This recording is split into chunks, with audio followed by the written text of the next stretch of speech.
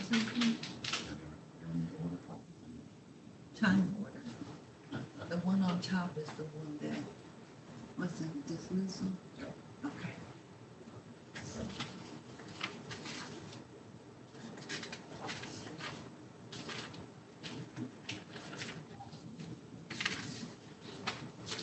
I don't know if they're here, so can you read it? Okay. This is case number 23-47593. This is Emerald Springs Apartments versus Taylor Hunt regarding premises at 12011 Codwell. The matter is before the court on the filing of a complaint to recover possession of property. Counsel, your appearance, sir. Good morning, Your Honor. Mark Landau, P42790, on behalf of the plaintiff.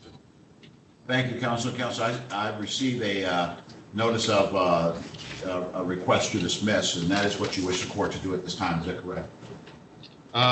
Yes, if my secretary sent in a dismissal, who am I to dispute her? All right. All right. The matter be dismissed at this time based upon the order. Thank you. Thank you.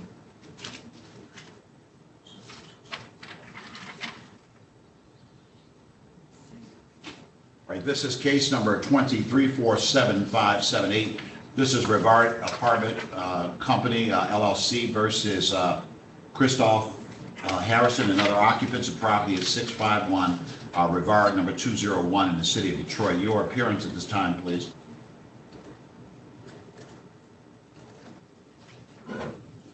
I see Miss Elizabeth Martin. Oh, you know what?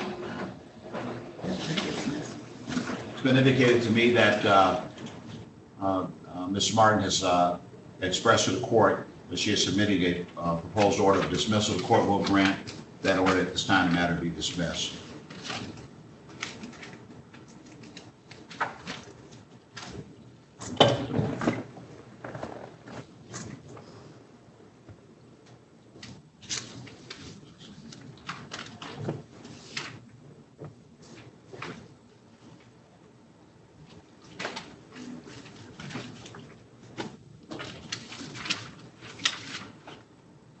Do I have Mr. Abbott in the zone? Mr. Abbott, James Abbott?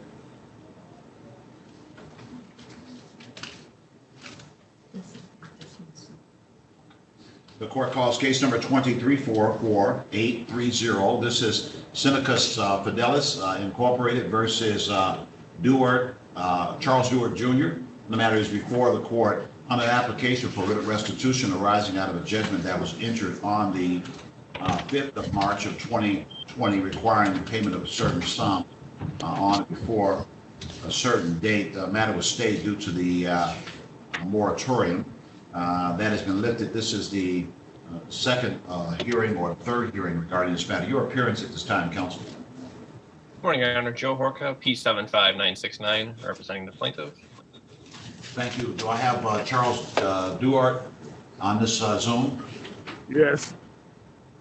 Where are you? Say something again. All right, I believe. Yes, I'm here. All right, thank you, sir. And sir, did you speak with a lawyer the last time you were here on this matter? No, sir. I didn't have a chance to speak with a lawyer or have representation. All right. All right, so let me get someone that you can talk to. This is a complaint where this is a petition for a writ to issue regarding the property where you live.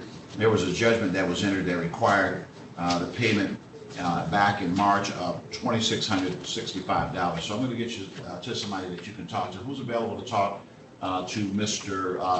Duhart?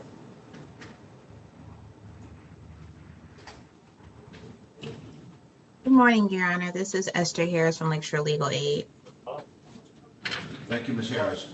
Are you able to put Mr. Duhart in a breakout room with Henry Adams? Yes. Did you want to go there also, or just Mr. Adams? Just Mr. Adams. All right. So, Mr. Duhart, you're going to be speaking with Mr. Adams in just a moment, and I'm going to put you in a breakout room right now, sir. Okay, thank you. Your Honor, just so I'm clear, you said this is the third hearing? Yes, it looks like I have two previous notices in this matter. Mr. Horka, is that what you're showing, sir?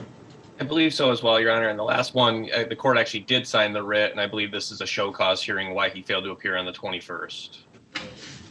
Right, now, I don't show that part, I don't have the writ signed, but that would not be outside of the practice of this court to set this as a show cause date. Okay. But we'll address it from the standpoint that we just indicated. All right. And Your Honor, you can put me in that breakout room. All right, Ms. Harris, you go in there as Thank well? you. All right, thank you, ma'am, and that's number one. It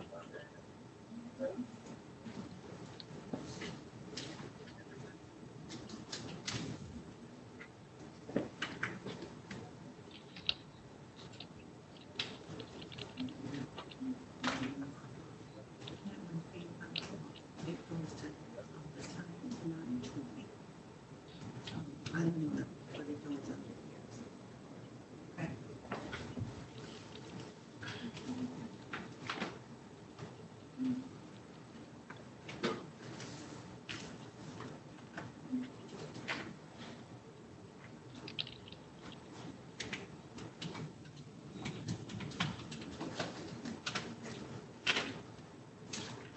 This is case number 234681.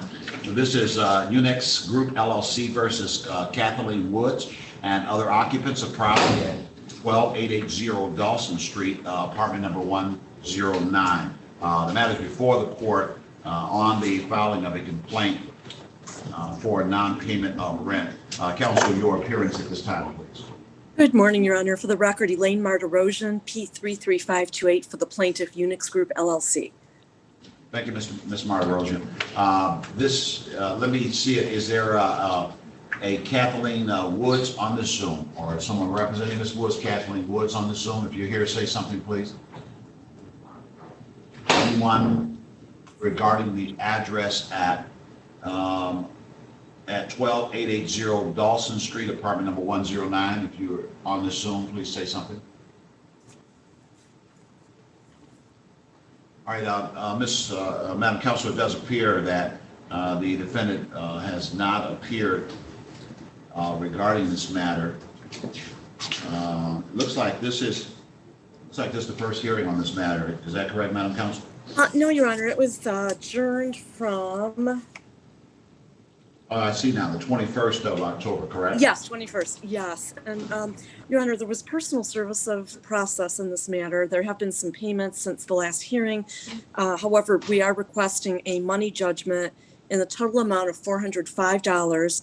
That's comprised of $210 remaining rent to retain possession, $195 in cost for a total judgment amount of $405.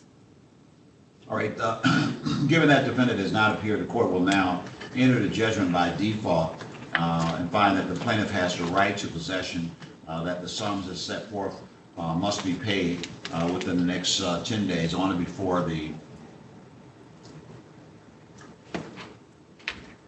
20th of November, Your Honor. The 20th.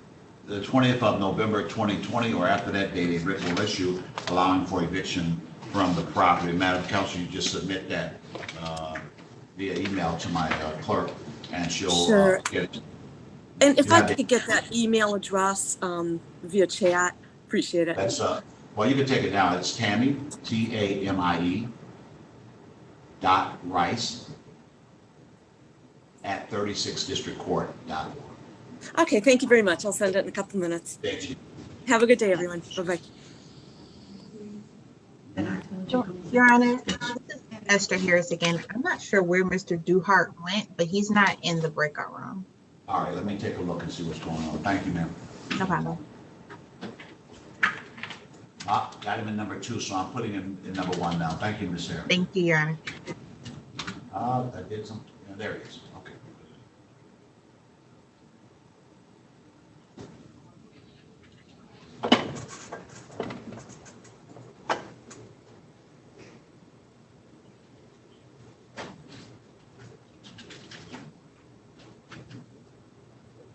This is case number 2347-586.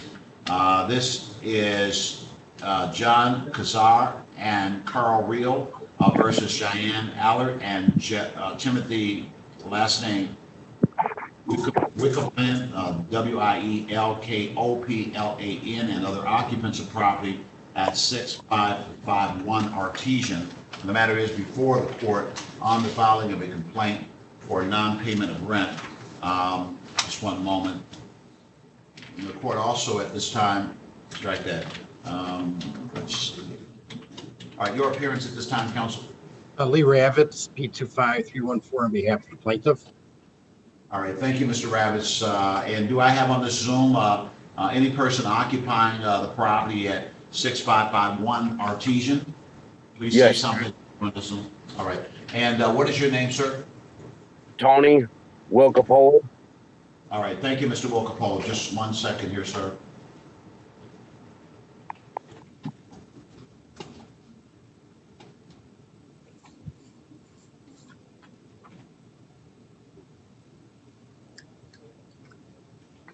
All right, and you live at the property, is that correct, Mr. Wilkopole?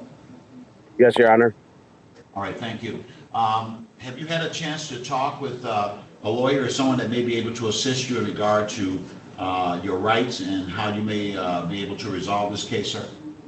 No, I have not. Okay. All right, so I'm going to give you an opportunity to talk with a lawyer to go through the matters as indicated.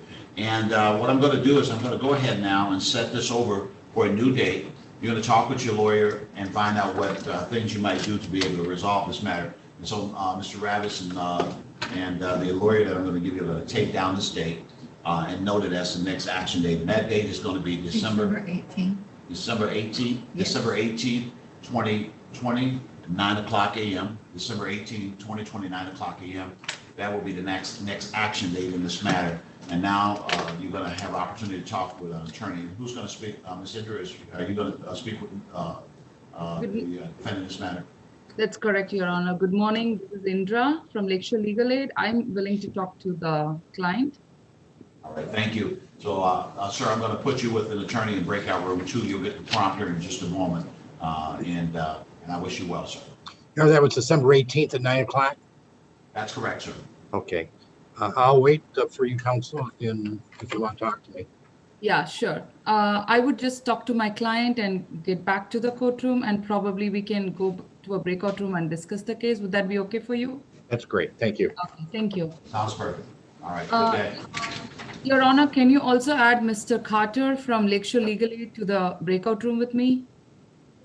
Yes, we'll do. Thank you, Your Honor. Thank you. Thank you, sir.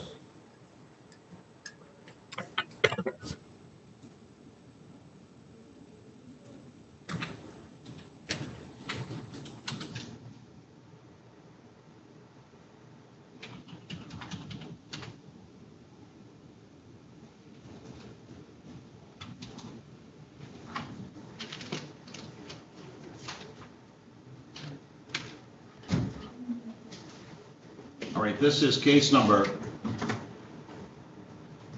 2347589. This is Garden View Estates Phase 4 versus Anastasia Regular and other occupants of property at 8515 Abington, unit number 5. Just one moment. And you're appearing at this time, counsel. Morning, Bill Horka, P75969, representing the plaintiff. All right, thank you, Mr. Horka.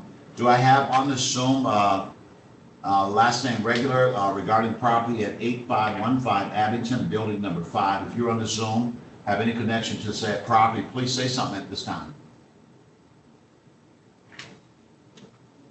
Any person regarding the property on Abington, please say something at this time.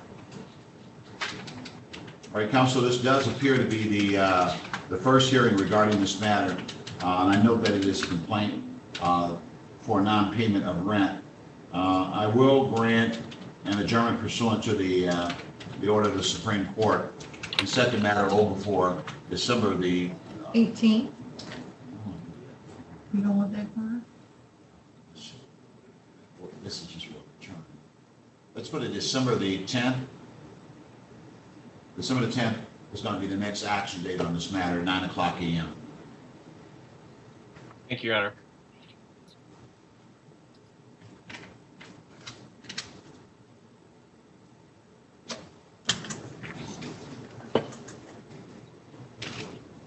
And anybody that's taken down addresses for door knock, that would be one of them.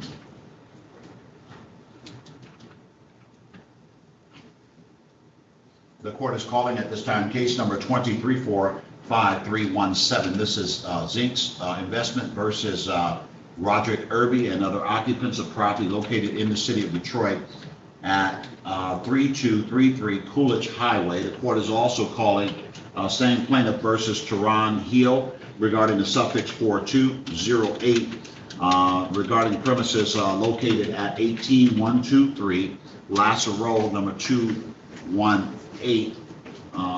Just one moment.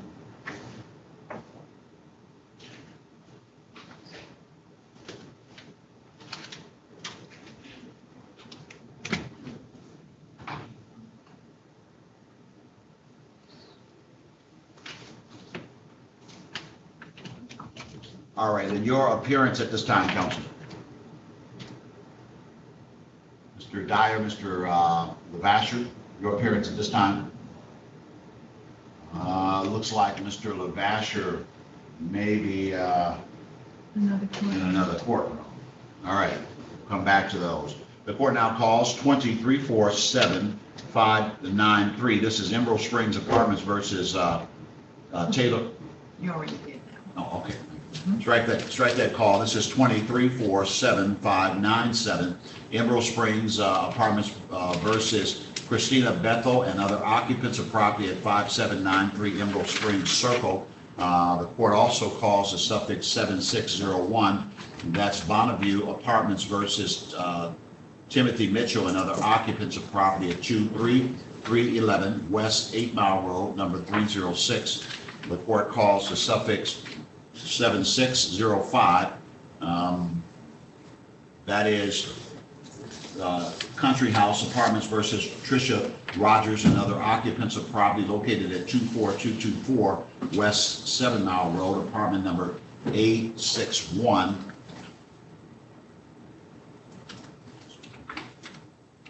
And your appearance at this time, counsel. Mark Landau, P42790 for the plaintiff. Thank you, Mr. Landau. These matters appear to be before the court on the filing of a complaint to recover possession regarding 7579, complaint to recover for non-payment of rent regarding 7601, complaint for non-payment of rent regarding 7605. Do I have anyone regarding the property on Emerald Springs Circle 5793 Christina Bethel? Any person at that location, please, if you're on the Zoom, identify yourself at this time. If you're on the Emerald Springs property, Christina Bethel, or any person occupying 5793 Emerald Springs, identify yourself at this time. You would have to say something. Say something.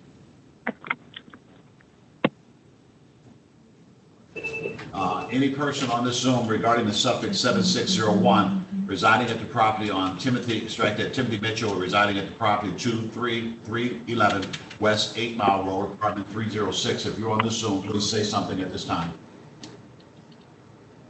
Please say something if you're on this Zoom.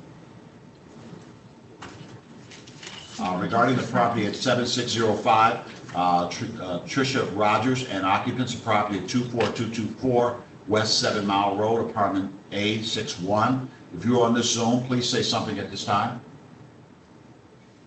Did you call him a Kramer? All right, Mr. Landau, it appears that with regard to each of these matters, they are first hearing matters, but it also appears that defendants have not appeared regarding these matters, sir. Yes, Your Honor, I don't know if we got personal service on any of these three cases, but if we did, we would be seeking a default judgment at the first hearing pursuant to the Supreme Court rules. All right. What the court is going to do at this time, given some of the mail issues and the Supreme Court's order, the court is going to set the second hearing for the 10th of December, 2020. And that's going to be at 9:00 a.m. If neither party, if no defendant appears in those matters, the court at that time will enter judgment by default with respect to each of the matters before the court. So ordered. Thank you, counsel. Did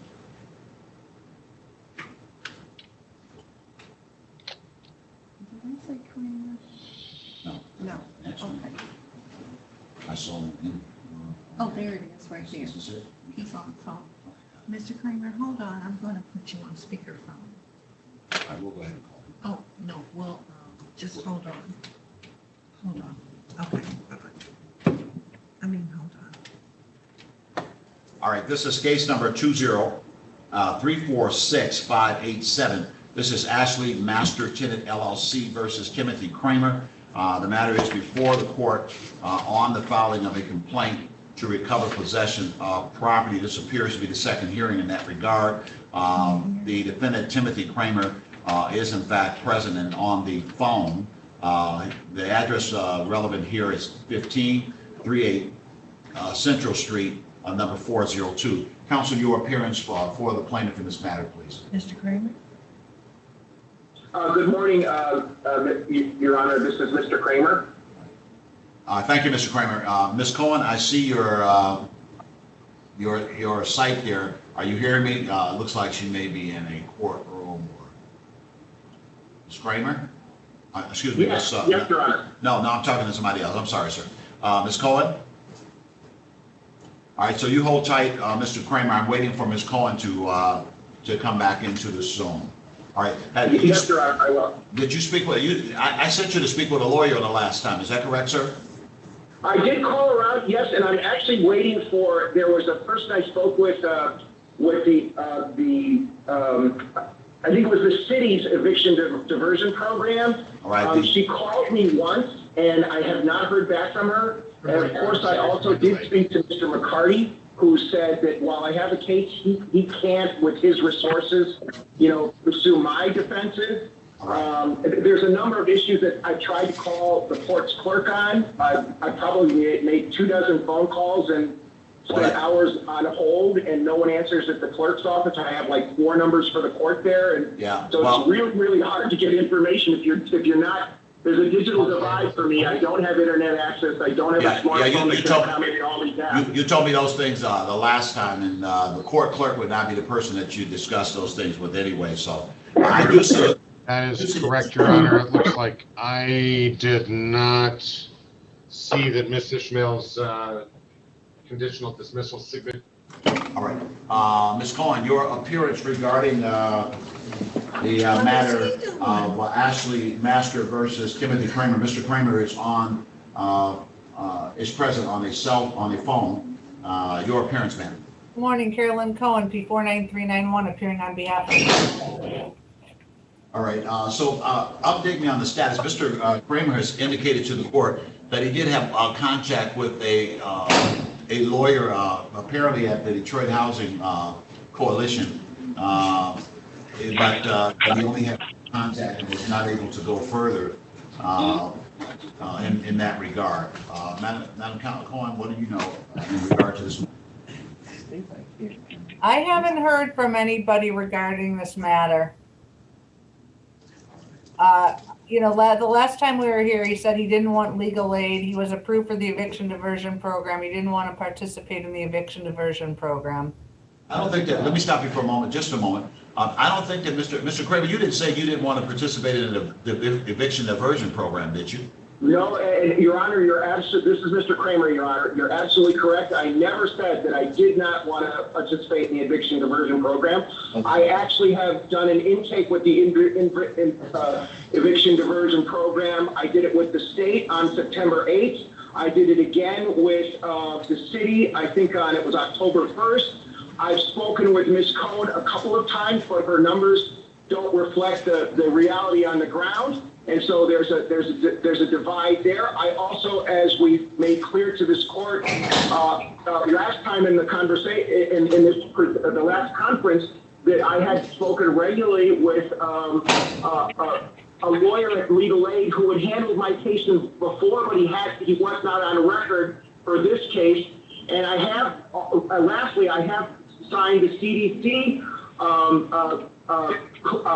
declaration, which I then submitted with a certificate of mailing that went out on the, what's the date here? It went out on the 19th, and I've been unable to find out from the court how I, submit that evidence, so to speak, online. I can't get anyone to answer the phone at the courthouse so I can submit this evidence that declaration was indeed sent. I'll proceed in the proceeding that I feel is fair and doesn't just accept a landlord's non-negotiable point of view as to what is owed. Well, anybody's point of view is never accepted at face value, and the way that the eviction diversion program works is that when the individuals go through the process, the various amounts that are set forth are submitted for funds to be made available, and the due diligence on the part of the various agencies will either accept the amounts as amounts that work, or they will reject certain amounts if those amounts do not work. Those items at the end are left up to the program that makes funds available. But you indicated that you submitted the CDC affidavit. You submitted that to your landlord? Did you submit that to you? Yes, I did, Your Honor. All right. How long ago did you submit that to your landlord? It was sent out by a certificate of mailing, Your Honor. This is Mr. Kramer again. It was sent out certificate of mailing on October 19th. All right, let me stop for a moment. Ms. Your Honor, Coleman. I received it between the last hearing and this hearing. I have it. All right. Well, that seems to me that will push this into January next year. So, I mean, if you're going in that route, then that means that the court will simply set this over for January of next year. I'll set it. I'll give you the 7th of January 2020 at 9:00 a.m. That'll be the next action date on this, because that affidavit acts as a stay of these proceedings until after the 31st of December. So that'll be the next hearing date on this matter. Your Honor, I would just like to make an objection based upon the guidance that's come out from the state of Michigan saying that we're supposed to be able to get a judgment in this matter, even if they file the CDC declaration. Well, I don't know that is the guidance from the state of Michigan. I know the case continues to go forward, but I also know that the CDC affidavit acts as a stay. That's what it does. It pushes the matter over until January. Well, I respectfully disagree with it, but I guess I will abide by your orders. I'll note your disagreement, and clearly in this instance before the court could in fact enter a judgment. The court would have to conduct a hearing on the merits to make that determination, and I think that kind of defeats the purpose of the moratorium at this point. But I will set it up for hearing in January the 7th, and that's going to be at 9. I'm sorry. 2021. 2021. Thank you. That's going to be at 9:00 a.m. That's the next hearing date regarding this matter, and I do wish the parties well. That kind of thank you stuff. so much. All right. Thank you, Ms. Cohen. Thank you, Mr. Kramer. That's your next date, sir. Thank you, Your Honor. You stay safe. Everyone in the court too. Thank you for your service. Likewise, sir. Good day to you. Bye-bye. Okay. Do I have Mr. Dyer at this time, or is he still in another courtroom? Mm-hmm. All right. I'm kind of here, Your Honor.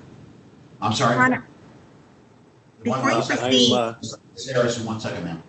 Mr. Levasseur, you still in the same courtroom? You're in another courtroom? I am, but I can take a quick moment away, Your Honor. I'm waiting on it. All right, just a moment. And Ms. Harris, you may at this time, ma'am. yes, Your Honor, can you place me, Mr. Horka, and Mr. Adams in a breakout room? All right. And you and Mr. Adams can go back on your prompter. And Okay. Mr. Horka, I'm going to send you to breakout room number, I believe you're number 1, Ms. Harris. Is that correct, ma'am? Yes, Your Honor. All right, Mr. Horka, where are you, sir? I hear you, Your Honor. All right. Got you. All right, so I'm sending you to a breakout room with Ms. Harris and Mr. Adams. That's number 1. And so I'm going to send you a prompter now, sir. Thanks, Judge.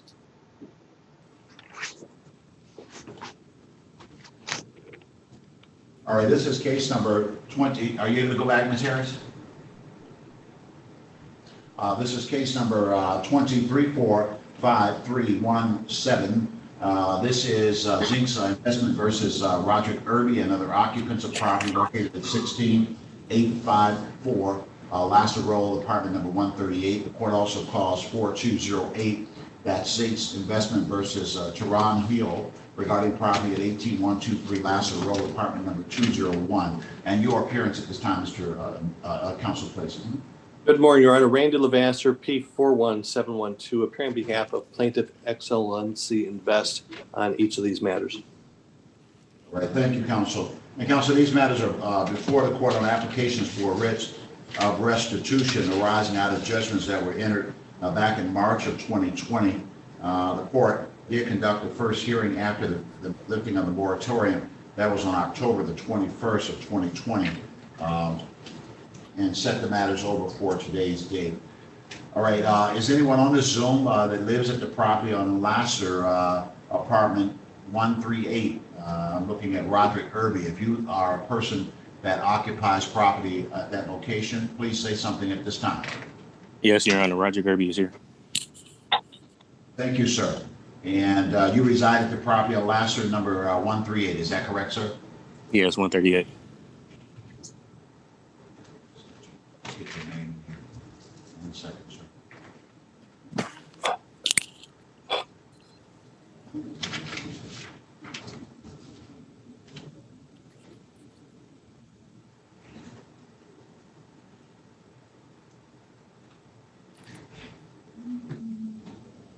All right, have you had an opportunity to speak with someone, Mr. Irby, regarding your legal matters, sir?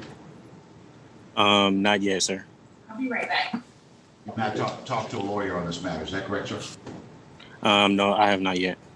All right. Is there anyone available to talk to Mr. Irby regarding this matter? It's a pending application for writ of restitution arising out of a judgment that was entered in this matter on the 9th of March of 2020. It was a pay or move type situation. Anybody able to talk to Mr. Irby? Good morning, Your Honor. This is Elisa Gomez from Lakeshore. I'm available to talk to Mr. Irby. All right, Mr. Irby, Attorney Gomez is going to speak with you. I'm going to put you in a breakout room with her so that the two of you can talk privately regarding your legal matters, sir. So you'll get a prompter in just a moment. Okay, thanks. All right. So you're going to be going to breakout room number 3, Ms. Gomez, and I'm sending Mr. Irby to that Okay, thank you. patient as well.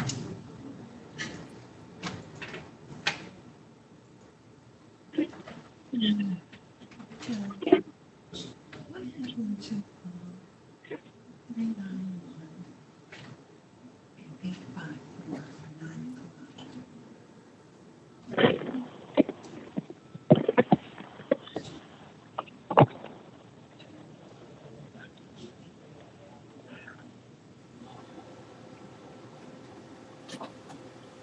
Thank you. Regarding the suffix 4208, I'm looking for Tehran Hill regarding property of Lasser, apartment number 201. If you are on this Zoom, say something at this time. If you're on this Zoom, say something at this time. The record will reflect that a judgment was entered on this in this matter back in March, strike at February, requiring the payment of certain sums. It was stayed because of the moratorium. This is the second or third hearing regarding the renewed application for writ in this matter. Please say something if you're on this Zoom. All right, given that the defendant has not appeared, the court will issue the writ at this time and will allow for execution of the writ on or after the 20th of November. Writ may be executed on or after the 20th of November. It's so ordered at this time. Thank you, Your Honor. Do you need me to prepare a new order, or do you have an order? No, I'm signing the order that was submitted, sir. And we'll, Thank you, Your Honor. I'll have my clerk to email it to you. Thank you. Did that one get a so-called date? Yeah, today was. Today was, okay.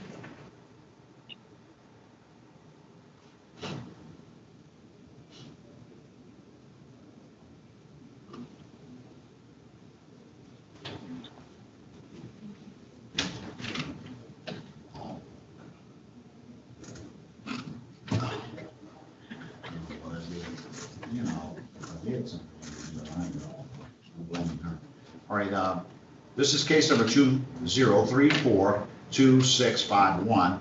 This is Harper Grace Homes LLC versus occupants of property on Mern Street, 10836 Mern. And the matter is before the court on an adjourned date of hearing. This has to do with an application for writ of restitution. The court previously signed the writ in this matter. Your appearance for the plaintiff at this time. Good morning, Your Honor. Adam Devlin, P72877, appearing on behalf of. All right, Mr. Devlin, you're breaking up a little bit, sir. If you will, let's try again. Say your P number again, if you will.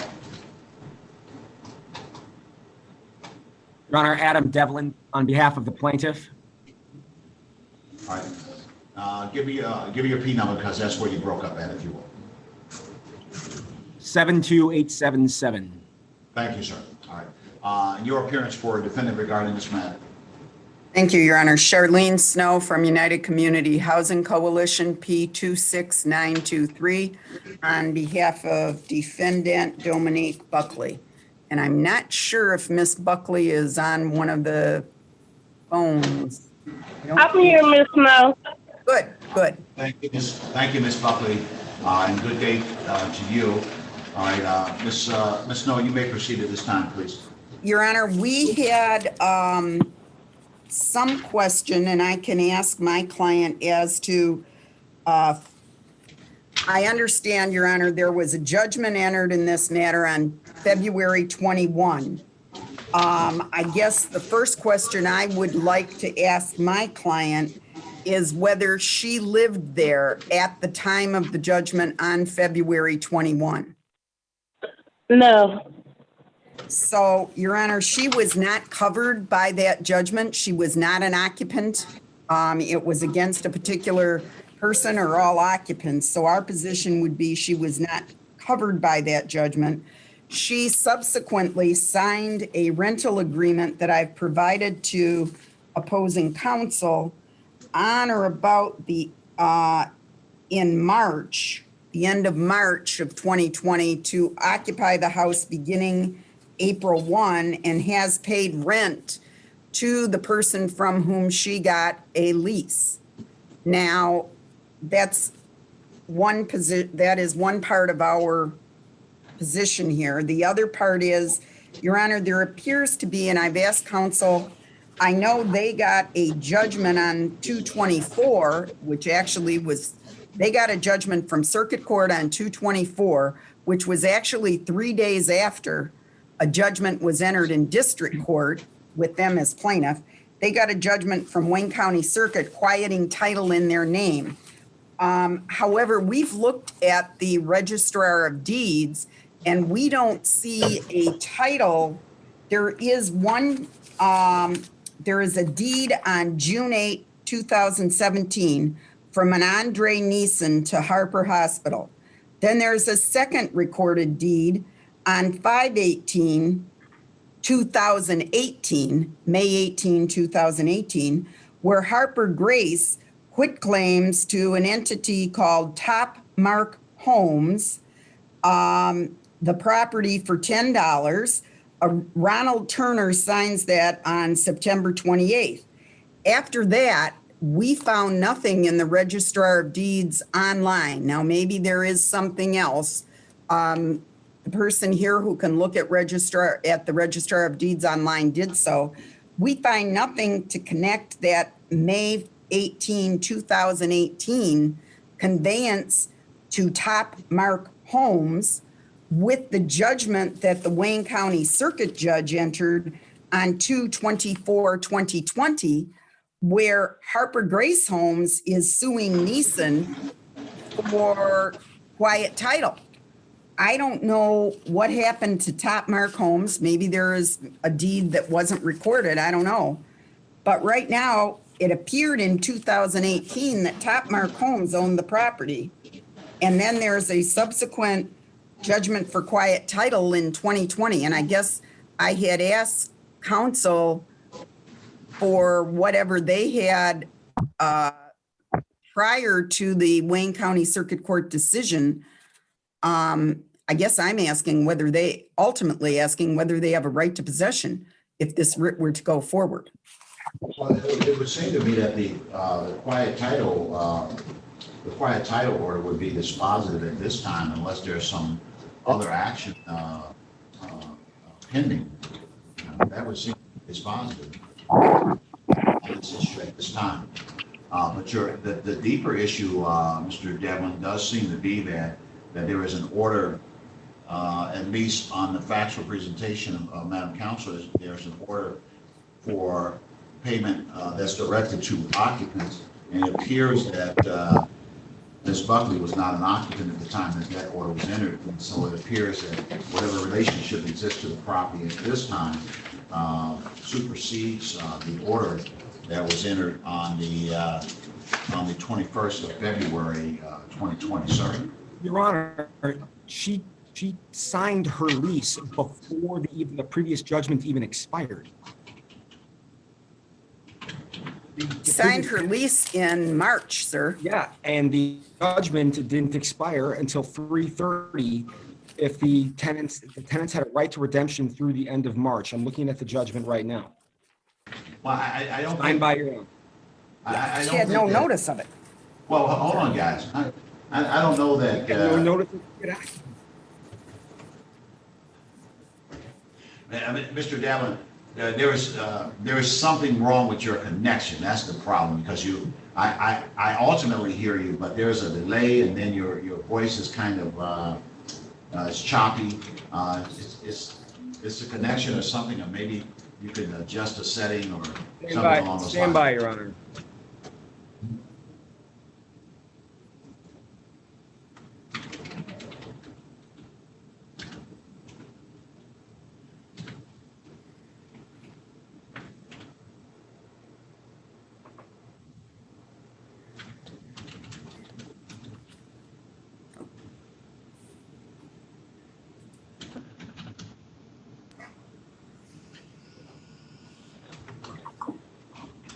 Connected. Your Honor, is this better? That's better. No, I switched my phone. Okay. So here's the point that I'm making is that, notwithstanding the judgment that if there is a subsequent agreement that is entered with respect to the property, notwithstanding the fact that there is a judgment for occupants that predates that time, if there is a subsequent agreement entered by persons that submit that they have some relationship to the property.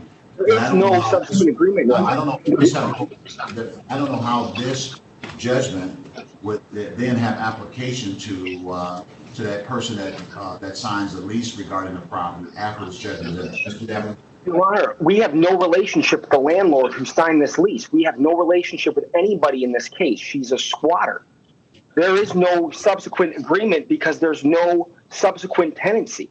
We never got possession of the property back from the original judgment because the moratorium on evictions came into place before we could secure the property. So assume for the sake of argument that what you say is true, then is it in fact true that as it relates to this person's status as an occupant of the property that you would have to engage in some process in that regard? No, Your Honor, we don't have to provide her with notice. She's a squatter. We filed the possession as far as we're concerned. She could have been there before.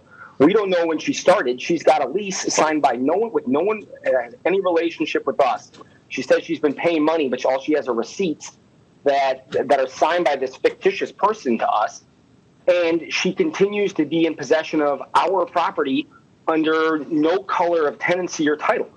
She just has a document that doesn't even meet the basic tenets of a lease in the state of Michigan. All right, well, under what process do you now claim that she should be evicted from the property, that you should get court process that would evict her from the property? Under the original judgment that was signed by Your Honor back in February. She said she wasn't there in February. I don't know that, but I also know that we've not been able to secure the premises under that judgment. All right. Your Honor, I thought I just asked her. I can ask her if she was there in February. I've heard a response to the question. I don't know where that goes. I believe that Mr. Devlin his client may have the opportunity to go forward with some type of process to have Ms. Buckley removed to the extent that they don't have a relationship with her regarding the property. But certainly there is nothing here that in any way suggests that she received any kind of notice indicating that she had to move out of the property. And she would argue, of course, that she's not a squatter, that she came in by virtue of having signed some document with someone. So there are two ways to do this. One, I think at the end of the line, this ends up being a situation where Harper Grace has to go forward to secure their premises based upon someone who came after the judgment was entered, or this is a situation where the parties can find a way to reach some agreement that allows for the occupancy and to go forward. But be that as it may, my client just wants their property back, and we've adjourned this 4 times, and we couldn't even remove the person to begin with because of the moratorium. She's there under no color of actual lease. She doesn't require we don't require to give her notice under the statute for a squatter. Just because she has a piece of paper that she says is a lease and receipts that she has doesn't give her a right of tenancy with us. It may not, and you're right. You deserve a hearing on that part. And usually, the way that you get a hearing on that is to provide her with some type of notice that you want to remove her from the property. There's a problem. It's almost like a circular argument. And I would say to you, and while I appreciate in these very difficult times the concern about how much time expires and how many adjournments are made, I don't make adjournments without cause. There has to be something that are issues raised here and that have resulted in any adjournments that may have been made. So it sounds like you have a couple ways to do it. I will in fact conduct a hearing on the details of this case regarding any claim of title or any claim of occupancy to right under any lease that may have been signed. The biggest challenge, the biggest challenge that we come into is whether or not there is notice as it relates to Ms. Buckley. So assume for the sake of argument that I conduct a complete hearing on this, and I determine that Ms. Buckley's offer of a lease has nothing to do with your client. Your client did not sign a lease with her, that the person signing a lease with her did not have any authority to sign a lease with her, and you win on all fours. I have a hearing and you win on all fours. I don't have proper notice to her that would give this court the right to then say you're entitled to a writ. That's the problem we run into. I'm not particularly crazy about that. I don't particularly like that. But even if it's claimed that a person is squatting on the premises, you can't walk up to the door and open the door and decide to put those persons out. You still have to engage in some kind of process because you believe that you have a squatter, somebody that does not have any legal basis, lawful basis to be there. You file something to say that they have no right to be in your property, and then you ask for a hearing in the court draws those conclusions. What I'm saying is that if I reach all of those conclusions now, if we submit, if the defendant was to stipulate to a set of facts, which they would do, they stipulated to a set of facts right now that I don't have a basis to be here. I was defrauded, therefore I'm in the property, and I don't have a lease with your client. At this point, the best that the court could do is say, well, fine, then bring this matter before me where there's proper notice, and then the court can issue some order. I can't issue an order against a person that has not received notice, nor they are part of the case that is in front of this court right now. Your Honor, she's appeared at now 3 hearings. She's availed herself to the jurisdiction of this court. She's here because of the court proceeding. How does she not have notice? It's been almost 30 days since the first hearing that she appeared at. That's because somebody said something to the address for sure regarding a case that already had a judgment entered already for sure. You know as well as I know, of course, that it doesn't work that way. That's not the way that these things work. All right, so I don't want to waste my time conducting a hearing on a matter where it's going to come back to Ms. Ms. Snow, I'm going to ask you a question that I don't do very frequently. I'm going to ask you, they say there's no such thing as a dumb question. I'm going to ask you one that's an incredibly dumb question. And that is whether or not your client is prepared in these proceedings to waive any procedural defects and submit to the jurisdiction of the court based upon a complaint that was filed sometime back in either January or February of 2020. No, I don't believe she is. I would have to ask her, but I don't believe she's willing to waive the procedural defect of not having notice. That is part of our argument. She believed she was a tenant. She signed a lease. She made payments up and through September, Your Honor. She was making payments to this gentleman who may or may not have been a scam artist. I don't know. But she had a signed lease from a particular fellow, Billy Houghton, and she made monthly payments to Mr. Billy Houghton until something came in the mail about these proceedings going forward when the court started up again. She thought she was a proper tenant in that house. All right. Mr. Devlin. Has he sent her a 7-day notice for non-payment in the last 2 months? Is that right? No, I'm asking because I would have. Well, what you would have done doesn't matter as to what Mr. Houghton did or did not do. I mean, no, he hasn't sent her a notice for anything. But that doesn't give you Your Honor, I don't believe whether Mr. Houghton did or did not send a notice gives the original plaintiff anything. I mean, he's claiming he doesn't know Houghton. So how can he also claim Houghton's actions somehow bind him or don't bind him? All right. First of all, if you see me grimacing, it's because I somehow injured my knee, and I don't know. I don't even know how it happened, but it has nothing to do with making a face at anybody on here. It's because I'm in a bit of knee pain. All right. So I don't know what to tell you as such. What it sounds like to me is that to the extent that the plaintiff does not have nor want a relationship with the person occupying the property, and that they would make the claim ultimately that she does not have a lease with them and that she may have been defrauded. Probably a reasonable way to look forward with this is to have a discussion as to what has to take place in order for the premises to be returned to Mr. Devlin's client. Because Ms. Buckley, while she resides in a place and is living there under some lease with some person that the plaintiff who owns the property would say that that's not them. I know that she doesn't want to live under the specter of being in a property where she continues to be defrauded, and that so the ideal is to see what can the parties do to come to an accommodation as to turning the property over. Otherwise, what this is going to turn into is the starting of a new case, going through that process, and then the court ultimately, if necessary, conducting a hearing, and then ultimately, I suppose that at some point you'll get to a judgment and a writ. I wish I could tell you something better than that. I honestly believe that what has happened here is that this has worked a disservice to both sides. I believe the plaintiff went forward on the best complaint that they could go forward on a person occupying the property, and that they received a judgment in that regard.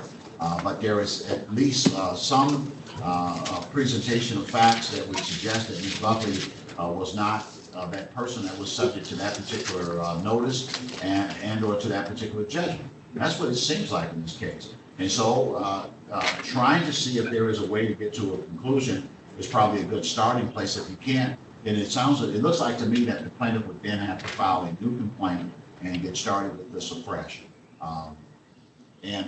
While the court would allow the order that is already entered, that order as it relates to the current occupant, Ms. Buckley, the court would not enforce a writ that would allow for Ms. Buckley to be removed from the property under the circumstances as presented to this court, because the court could not find that there is a sufficient basis to establish that Ms. Buckley has received a notice required by law that will allow the enforcement of this judgment against her.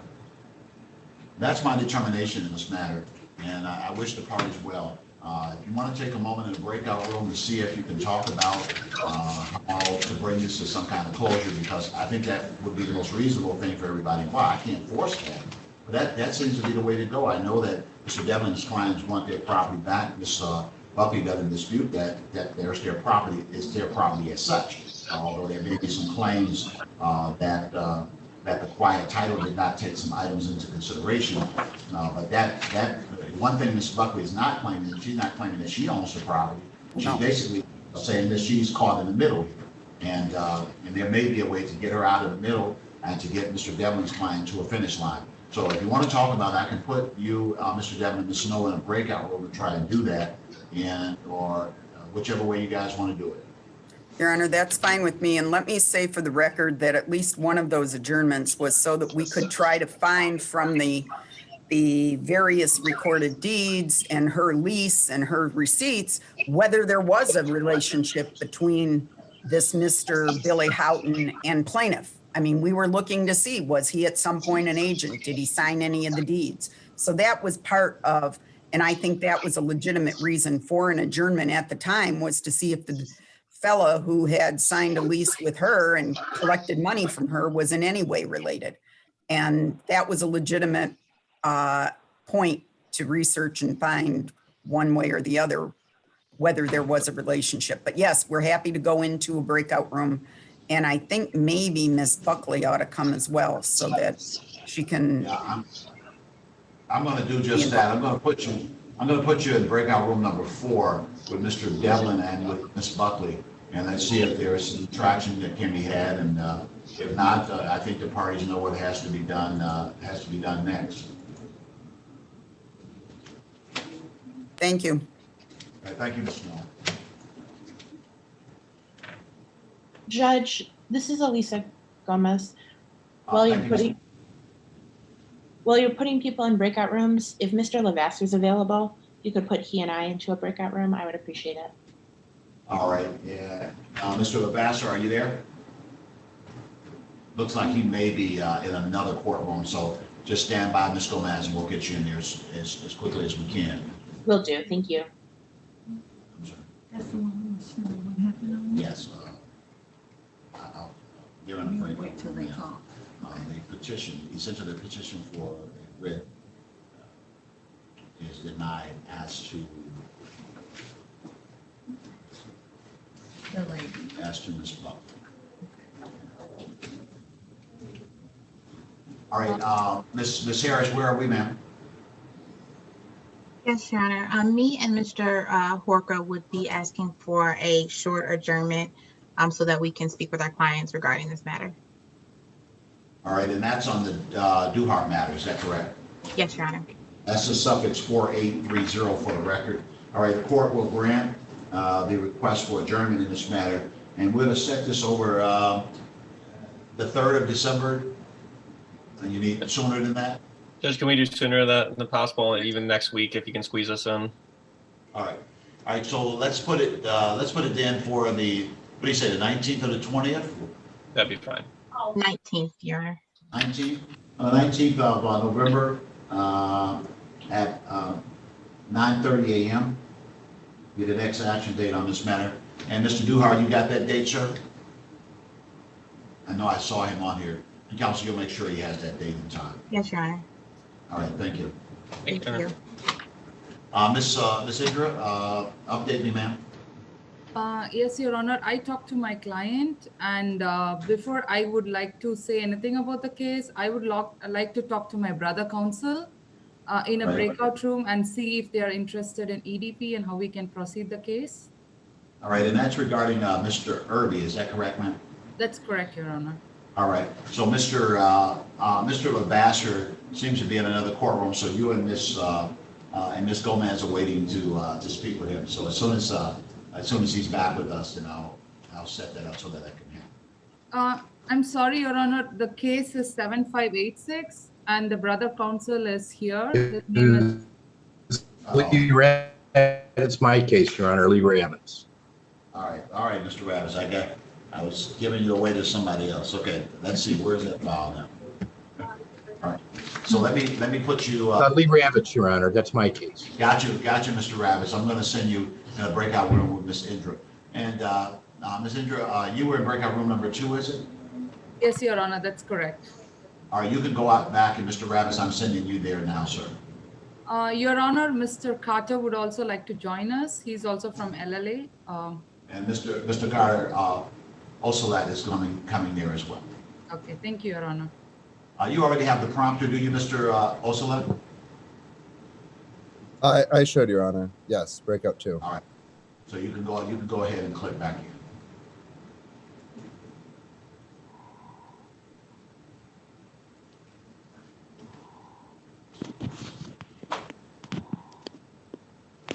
All right, this is case number 2343854.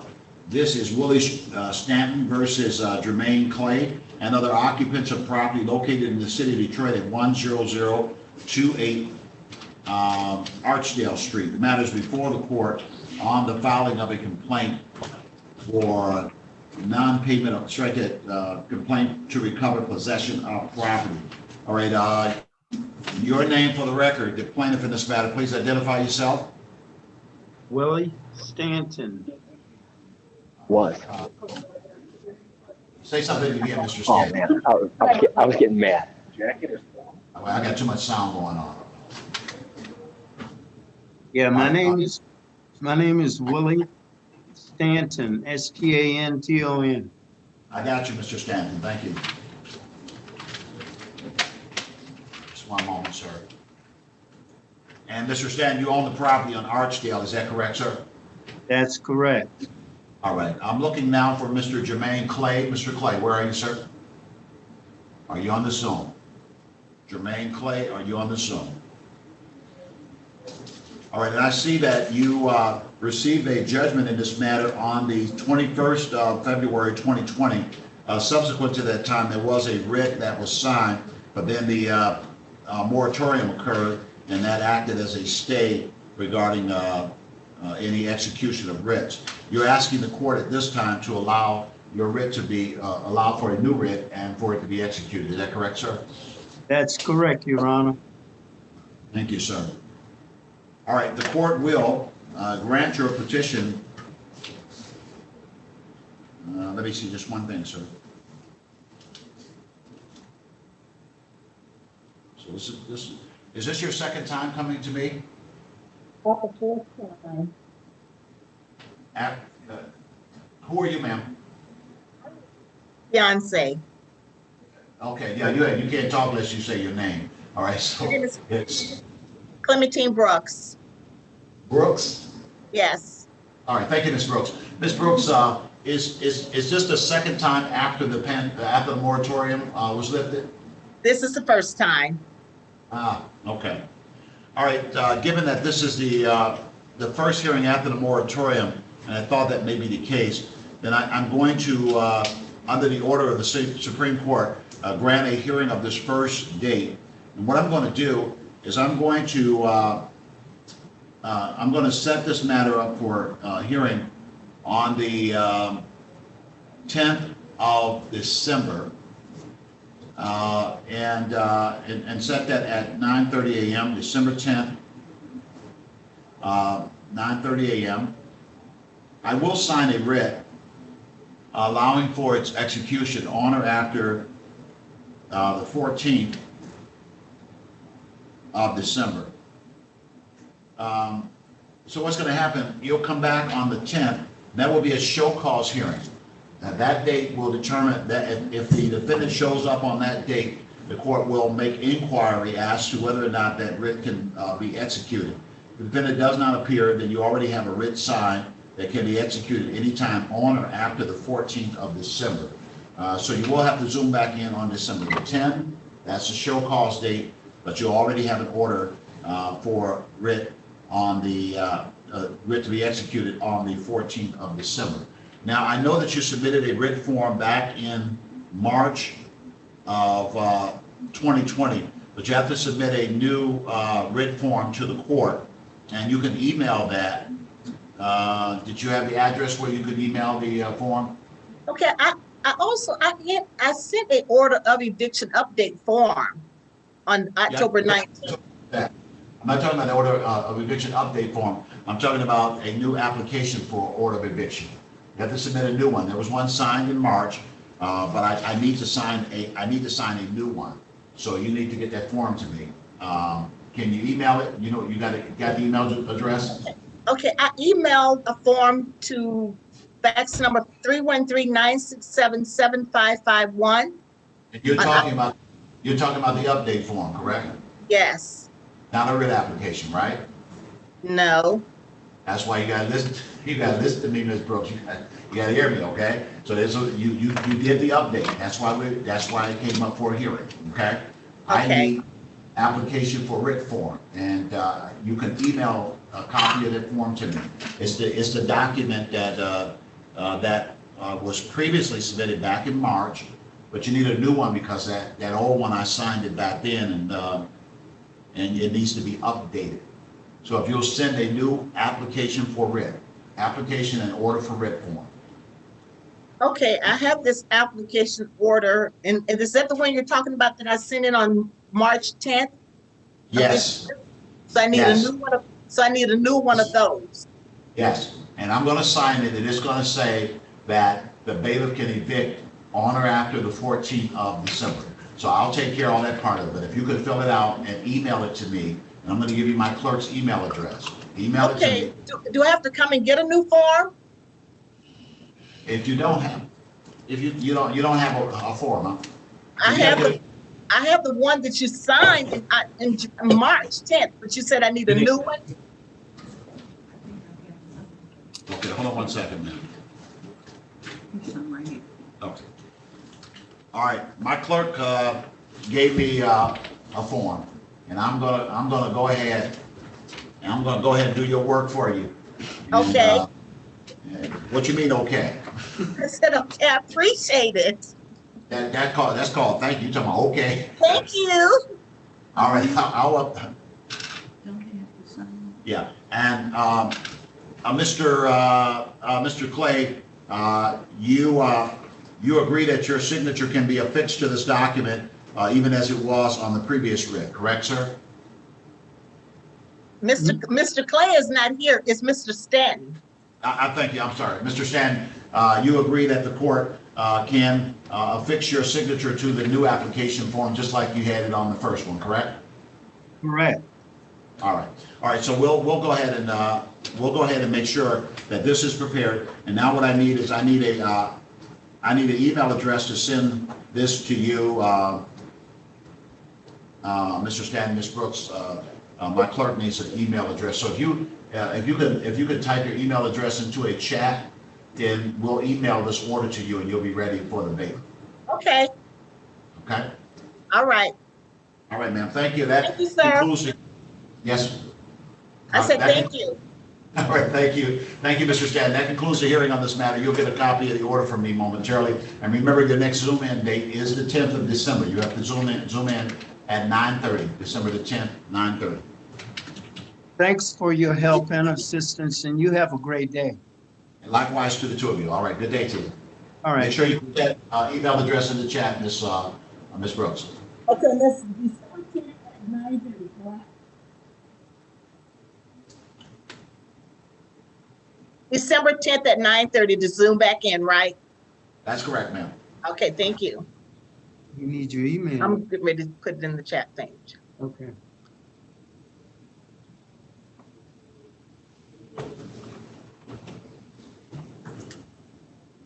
I was gonna fill it out.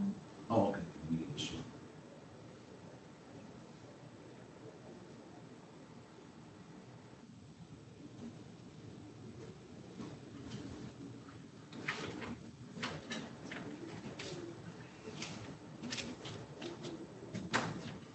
All right, who's on that has business with me already that's pending, Ms. Indra? That's correct, Your Honor. This is for case number 7586. Yes, ma'am. So this case has been adjourned to December 18th, and I have talked to my brother counsel, and we are trying to find a resolution through EDP. And I think we can take it from there, Your Honor. All right, very well. And what time did I give you on December 18th again? It's at 9 o'clock. Yeah. All right, very well. All right, so ordered, and we'll see you next action. Thank you, Mr. Rabbits. Your Honor. Okay, thank you. Judge, you have a good day, Judge. Good day to you, sir, as well. Mr. Abbott, do I have you on the Zoom, sir? There you Yes, go. I'm here, Your Honor.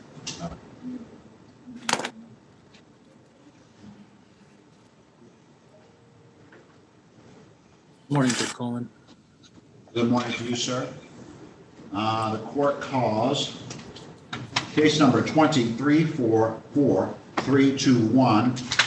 That's RCH Brokerage Legacy versus Trinetta Smith regarding property at 18619 Harlow. It's an application for a writ. The court has the suffix 4322. RCH Brokers Legacy Incorporated versus occupants of property at 20017. Matters before the court on an application for writ. The court calls 4326. RCH Brokerage Legacy Incorporated versus occupants of property at 18610 Santa Rosa. Matters before the court on an application for writ of restitution. The court calls the suffix 6834 TJ Associates LLC versus Amerinique McKnight. The matter is before the court on the filing of a complaint for non-payment of rent. The court calls the suffix 8647. That's Bordale Development Company versus Eric Woods and other occupants of property located at 1652 West Fort, number 216. That matter is before the court on the filing of a complaint for non-payment of rent. The court calls the suffix 6862. That is Russell Industrial Center versus Aaron Reed and other occupants of property located at 1600 Clay Street, number 307. That matter is before the court on the filing of a complaint for non-payment of rent. Just one moment, sir.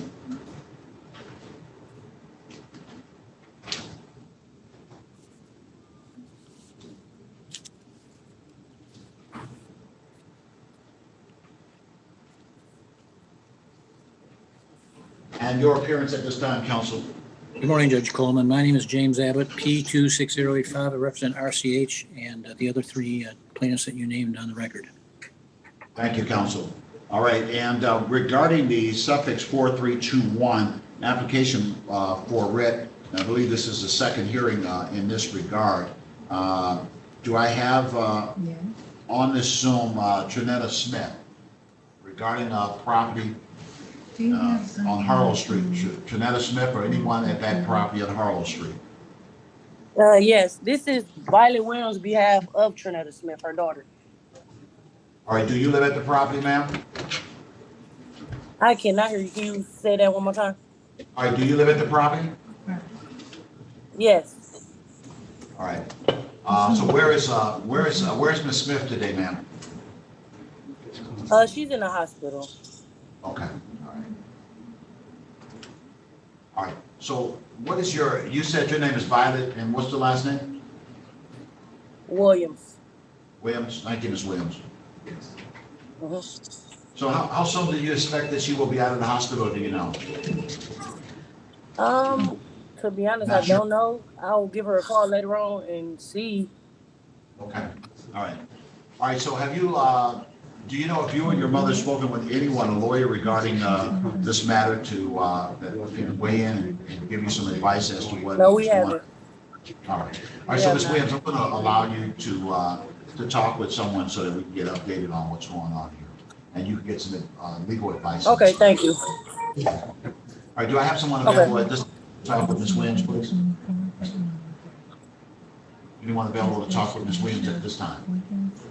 All right, Ms. Williams, just hold tight. I'm going to get someone that can talk to you in just a moment there. Okay, thank you. So who's available? Your Honor, I can talk to her. This is Indra. All right. Thank you, Counsel. I will. I'm going to put you in a breakout room with Miss Williams right now. Right. Thank you. And Miss Indra, you have breakout room number 2. One is number 2. Number 2. All right. So you can return to number 2, Miss Williams. I'm sending you to breakout room number 2 with Miss Indra. Thank you. Your Honor, can you have Henry Adams go in the breakout room with Miss Indra? He's shadowing today. All right. Thank you. Where are you? Okay, I see it now. Okay, good. Mr. Adams, I'm sending you there as well, sir. Thank you. Thank you, Your Honor.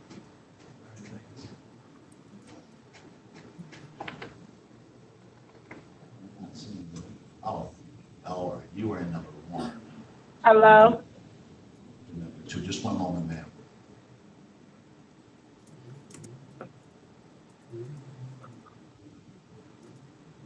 All right, Mr. Adams, you should be able to click into 2 now. I can. Thank you, Your Honor. Thank you. Good day to you. All right. Mr. Abbott, we'll get back to you on that matter. The person that said hello, who are you? Dominique Buckley. All right, thank you, Miss Buckley. All right, just hold tight for a moment. Ms. Snow, on the Buckley matter, if you will, I believe,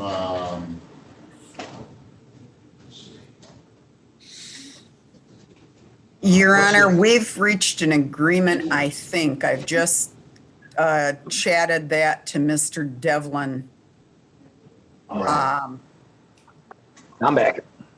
All right, and welcome back, Mr. Devlin. Ms. Buckley is back as well. All right, I'm sorry, what was the last 4 digits on this case? Because I don't have the file directly in front of me. 2651. Okay, this is file 2651, Madam Report. All right, you may proceed at this time. Thank you, Judge. Your Honor, Yeah, go ahead, Mr. Devlin, if you want to. Sure, Did you get Your my Honor. check? I did. I just got it before you started talking. Your Honor, we are going to, we've agreed to enter into a conditional dismissal whereby Ms. Buckley will avail herself to the, I guess we'll call it the notice provisions and jurisdiction of this matter. And in return, we'll enter into a conditional dismissal that she gets possession through the 4th of January. We've agreed to a conditional dismissal that she will leave by January 4. And that's pretty much where we are. All right, and Ms. Buckley, you understand what's going on here, ma'am? Yeah. And you're going to move from this property not later than January the 4th. Is that your commitment regarding this matter, ma'am? Yes. All right, I will sign an order consistent with the agreement that the parties have reached regarding the conditional dismissal. And I do wish all sides well regarding this matter, so the case is awaiting your order. Okay, so one or the other of us need to prepare that order and. I'm going to do it right now, Shirley. Okay, and you can email it to me and I'll email it to Ms. Buckley and then we can send it over to the judge. And Your Honor, I don't believe I've had to send anything to your chambers yet. Where do I send that? That's Tammy, TAMIE .Rice, RICE, at 36th, 36 District Court, .org. I will do so, Your Honor. All right, thank you, Thank Mr. you. Devlin. Thank you, Ms. Snow. Thank you, Your Honor. All right, day to you, Ms. Buckley. I wish you well, ma'am. Thank Okay. you. Ms. Buckley, we can hang up now. All right. Thank you, Judge. Thank you, Madam Counsel. And we're back on the record with regard to the suffix 4322. That's RCH Brokerage, and I'm looking for any occupant of property at 2017 Packard Street. If you have any relationship to that particular property as an occupant, please say something on this Zoom at this time. All right, in relationship to the property located at 18610 Santa Rosa. The suffix on that case is 4326. Any occupant of property on Santa Rosa Street, 18610 Santa Rosa Street.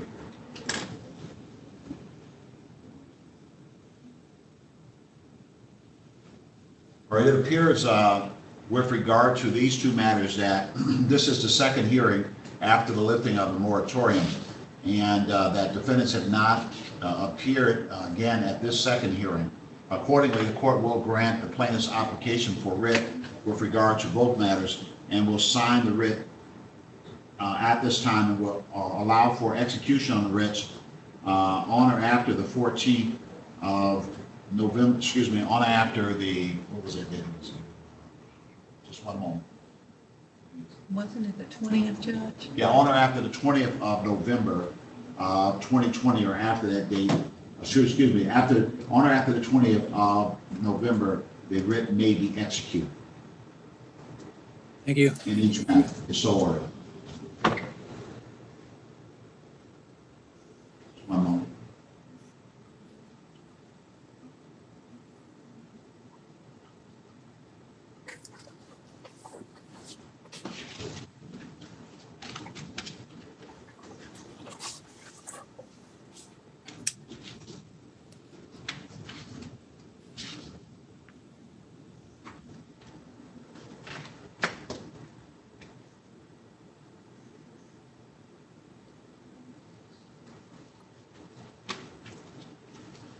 All right, regarding the suffix 6834, this is TJ Associates Incorporated.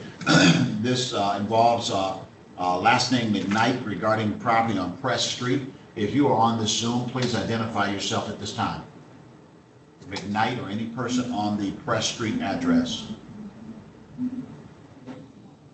All right, it appears that the defendant has not appeared regarding this matter. It is the first hearing. It does look like the first hearing. Mr. Abbott? I believe it's the second hearing, Your Honor.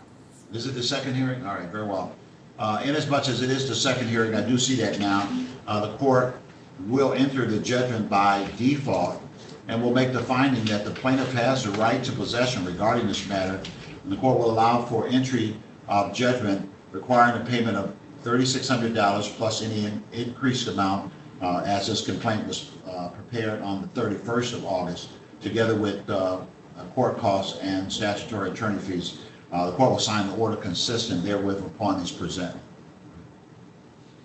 Your Honor, the current balance is $5,850 plus court costs. I'll submit a default judgment. All right, thank you, counsel.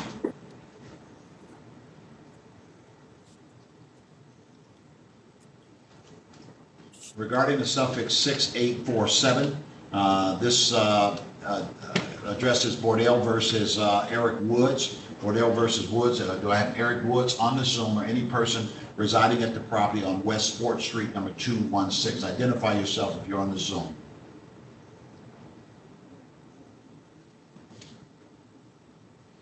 All right, it appears regarding this matter, the defendant has not appeared nor otherwise responded to the court's call. It does appear that this is the second date of hearing regarding this matter as well, Mr. Abbott. Is that correct, sir?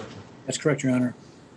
The court now then will enter judgment by default in the terms and conditions as prayed in the complaint, finding that the plaintiff has the right to possession and that said amounts must be paid on or before the 20th of November or after that date of written with issue. That applies to both cases, the previous one and this one. The court will allow for entry of judgment on the amounts set forth in the complaint, together with any increased amounts as this complaint was filed shortly after the 27th of August, 2020. The current balance, Your Honor, is $4,775 plus court costs. The court would allow the amount and the judgment will be entered upon presentment. Regarding the suffix 6862, Russell Industrial Center versus Aaron Reed.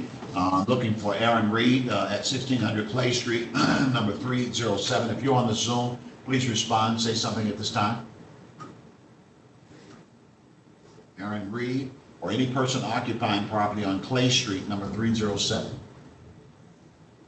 It appears that the defendant has failed to appear regarding this second hearing.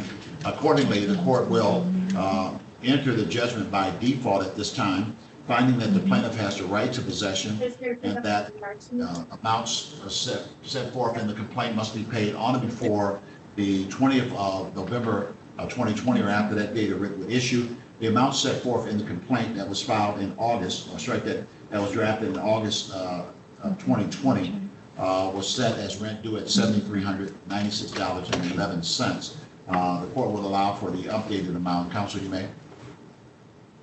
Good afternoon, Your Honor. My name is James Abbott. I represent the plaintiff. The current balance is $10,619.66 plus court costs of $155 for a total of $10,774.66.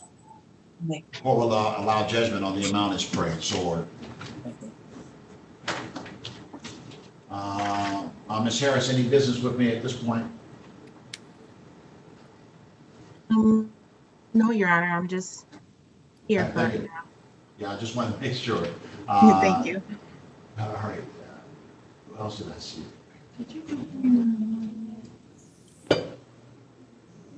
No, that's coming now. All right, this is case number 20343391. This is Tommy Stevens versus Aaron Colbert and other occupants of property located at 5735 Newport Street in the city of Detroit. The matter is before the court on an application for updated writ of restitution. That judgment was entered in this case on the 14th of February 2020 due to the moratorium. The matter was set over for, the matter was stayed. All right, do I have Stevens, Tommy Stevens on the Zoom? If you're here, please identify yourself. Something with your volume, so I see you trying to say something, so. Your Honor? Your Honor?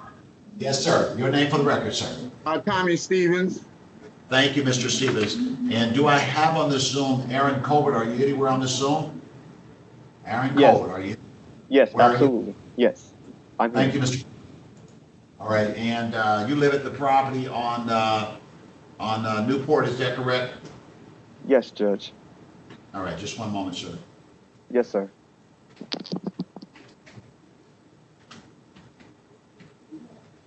All right, and have you had an opportunity, Mr. Colbert, to talk with a lawyer regarding your rights and the status of this matter that's before the court, sir? No, sir. All right, so I'm going to allow you to talk with someone now, and who's available to talk with Mr. Colbert? This case, the judgment was entered in February 14th. It's a termination action. A writ was issued on the 5th of March, and then the moratorium was. The plaintiff did file, Mr. Stevens did file an update form, and the court set a hearing, and this looks like the second hearing regarding this matter. All right, Ms. Harris, are you available to talk to Mr. Colbert? Yes, Your Honor. I came in a little bit late, so I just want to make sure I got this correct. You said it's a writ hearing. It was signed when?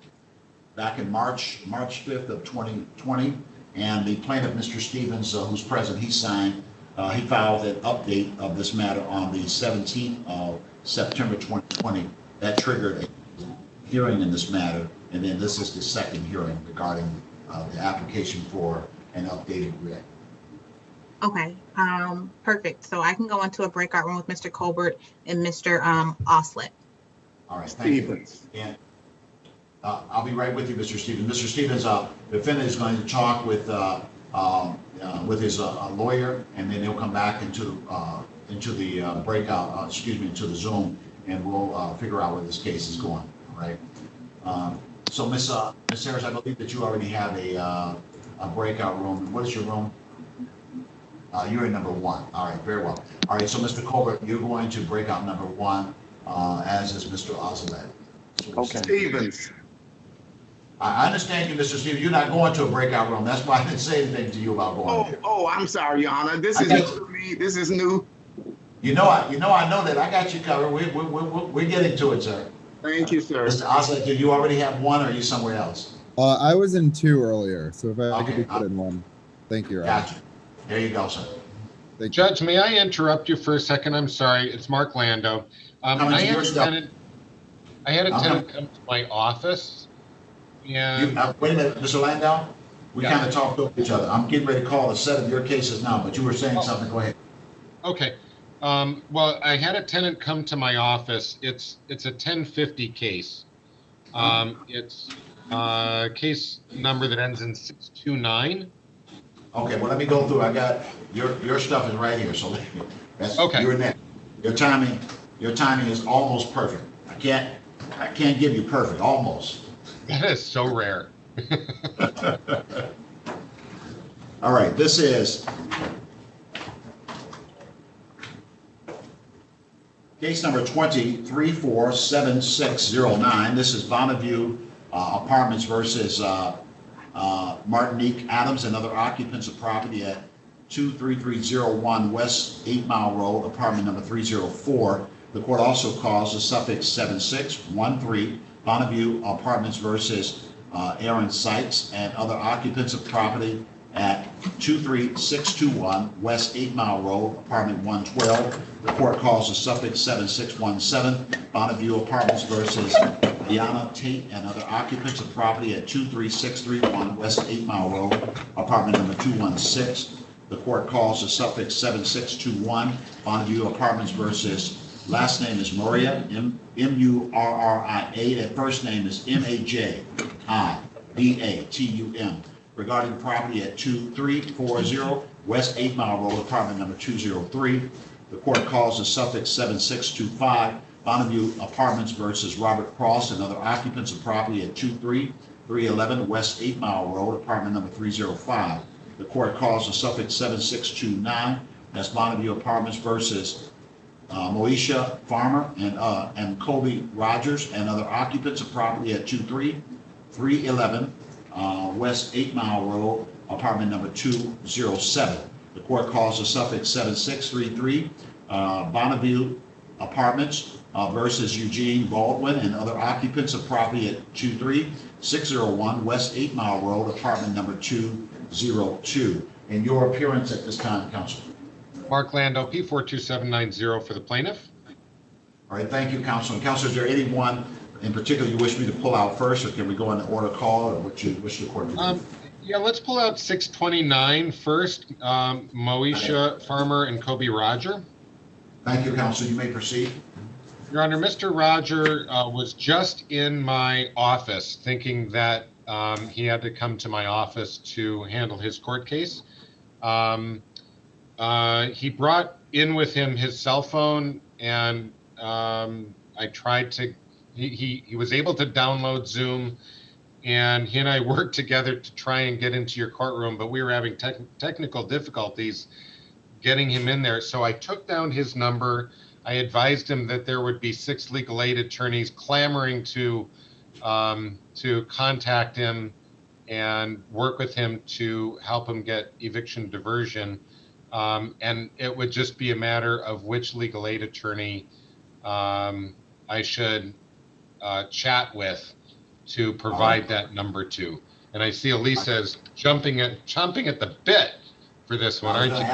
I was going to ask her to give us some direction. What you may, Ms. Coleman. Yeah, if you can put his phone number in the chat box to me, that would be great. Would the court want me to, because I'm also waiting for Mr. Levasseur, does the court want me to call him now, or is this going to be reset for a different date? I would set it for the 18th of December to give time. It looks like it may have some EDP implications. So I'll set it over for December the 18th to allow plenty of time for the parties to move in that way. And we'll set it at 9 o'clock a.m. on that day. Okay, thank you, Judge. And I just saw Mr. Landau sent over the number. So our office will... You broke up a little bit. I think my court reporter couldn't hear you. You said you just saw... Oh, I just saw that Mr. Landau sent me over Mr. Rogers' phone number. So our office will be able to get in touch with them. Thank you. Thank you. Thank you, counsel. All right, and so the new date has been set on that matter. In just one moment, sir.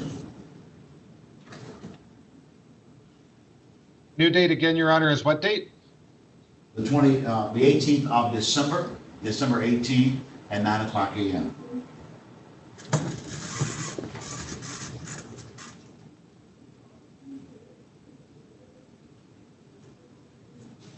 That's the couple that was there, Ms. Brooks. Yeah, she called me and gave it to me. Just gonna make sure. All right.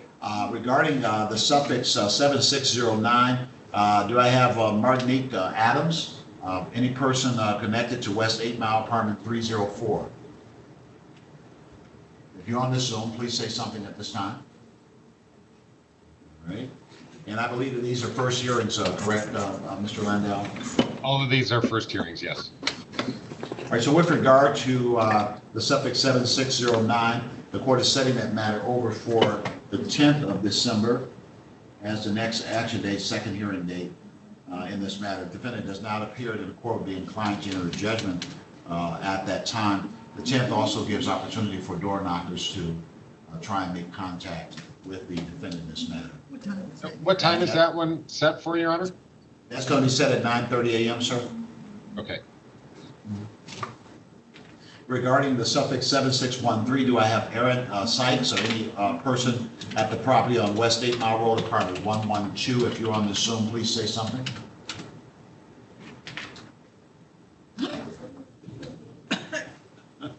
All right. This being the first hearing, it appears the defendant has not appeared. I will set it over for the 10th of December, setting it at 9:30 a.m. December 10. It's just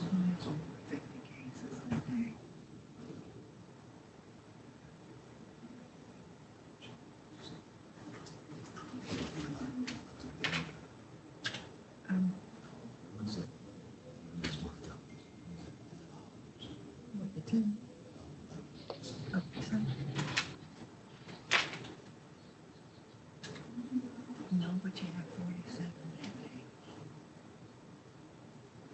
all right. So it's going to be 9:30 on the 10th, Mr. Landau. Regarding the suffix 6717, that's Bonneville versus Ayanna Tate, and occupants of property on West 8 Mile, number 216.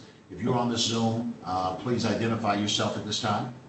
Ms. Tate, or any person occupying the property on West 8 Mile, number 216.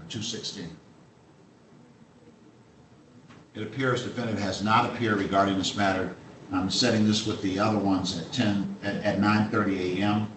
on December the 10th. December the 10th, 9:30 a.m., second hearing on these matters. Regarding the suffix 7621, that's Bonneville versus last name Murria, M-U-R-R-I-A, regarding property on West 8 Mile, number 203. If you're on this Zoom, please identify yourself at this time. Right, and it does appear that the defendant has not appeared, and this is the first hearing. Therefore, the court does set it over for the 10th of December, 9:30 a.m. That will be the second hearing date, so ordered at this time. Regarding the suffix 7625, that's Bonneville versus Robert Cross, regarding property at West 8 Mile, number 305. If you are on the Zoom and you live at that property or have any connection to West 8 Mile, number 305, please identify yourself at this time. It appears the defendant in this matter has failed to appear, given the order of the Supreme Court. I will set the matter over for a new hearing date. That date's going to be the 10th of December at 9:30 a.m. That will be the second hearing. If the defendant does not appear, the court will be inclined to grant a judgment by default at that time. Regarding the suffix 7633, that is Bonneville versus Eugene Baldwin. Eugene Baldwin, any person occupying property on West 8 Mile Road, number 202. If you're on the Zoom, please identify yourself at this time. Please say something. Yes, this is Eugene Baldwin. I'm sorry? Hello? Yes, this is Eugene Baldwin. Oh, Mr. Baldwin? Oh, all right, I see you, sir. All right, thank you. And Mr. Baldwin, you live at the property on West 8 Mile, number 202. Is that correct, sir? Yes, sir, I do. All right. And Mr. Baldwin, have you had an opportunity to talk with a lawyer regarding this matter? No, I haven't. All right. All right, so I'm going to get you in to talk with someone regarding this case that may be able to help you with the issues here. This is a non-payment of action case, and this is the first hearing on that matter. So who's available to talk with Mr. Baldwin, please?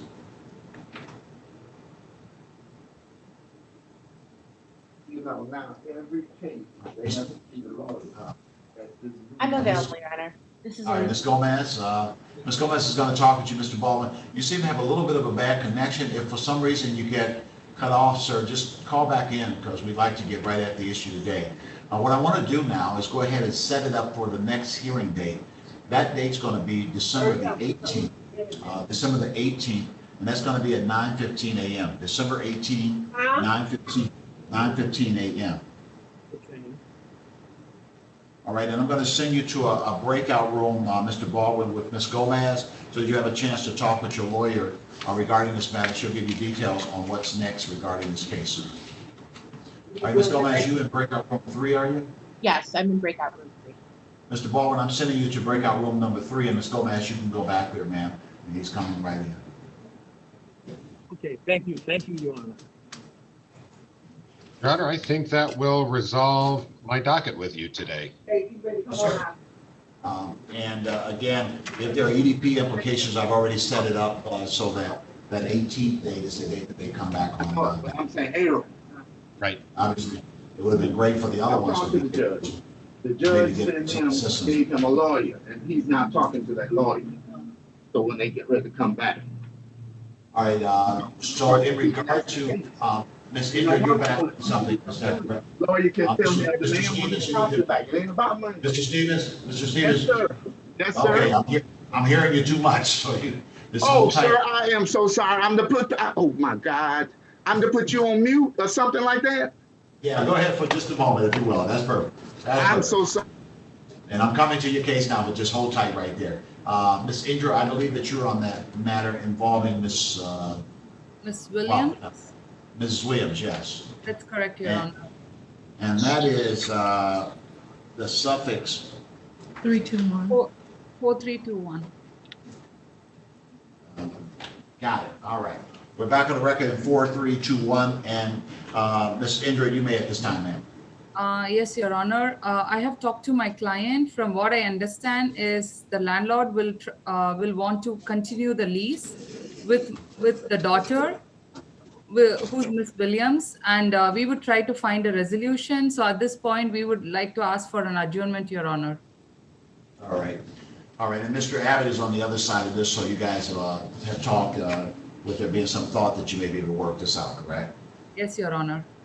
All right, so why don't I set it over for December the 11th, 2020, and I'm going to set it for 9:00 a.m.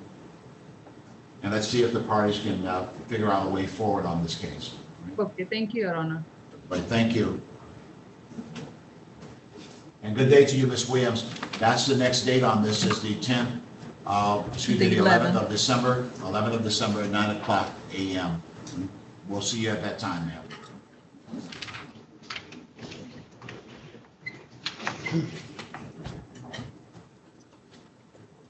All right, now, Ms. Indra, did you have another one? I know I have Mr. Rogers, Mr. Arby, and I have Mr. Coleman. So, Mr. Irby, who did you talk with, sir?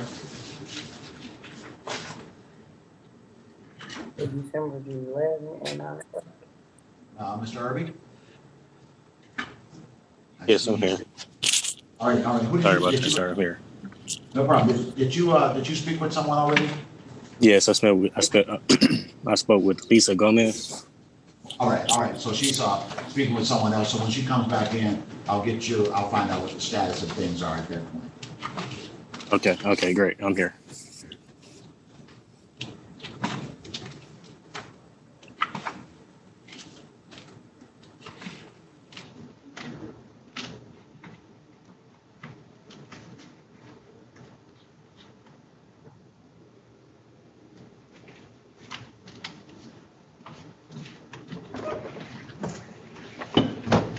Judge, these 3 cases here for Landau, weren't these on default judgments? Yes. Well, no. They were first hearings. These were the previous, not the ones you just called. These were earlier.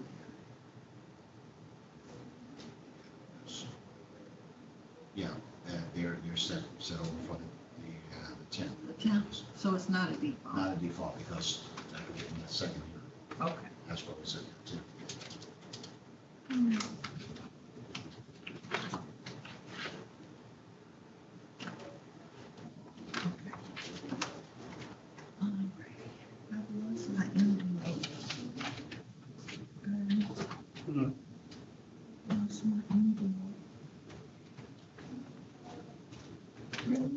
Yeah,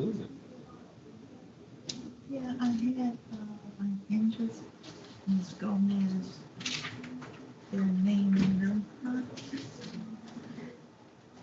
Really?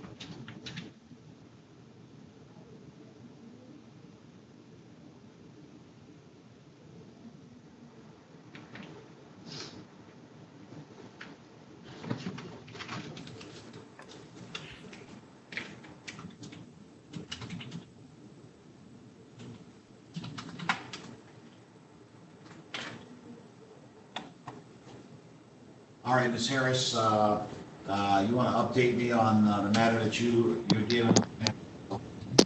Yes, Your Honor.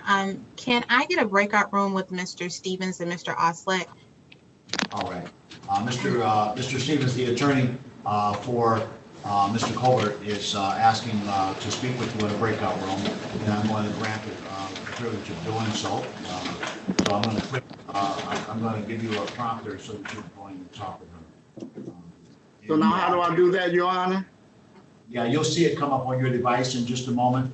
And I believe Ms. Harris is in breakout room number 3. Is that correct, ma'am? Your Honor, I was in 1, but I mistakenly left out the entire meeting. So Mr. Oslet is in 1, so I can go back in there with him. All right. I'll make sure that each of you go there and have an opportunity to talk. Okay. All right. So, Mr. Stevens, you'll get a prompter in just a moment, sir, for breakout room number 1.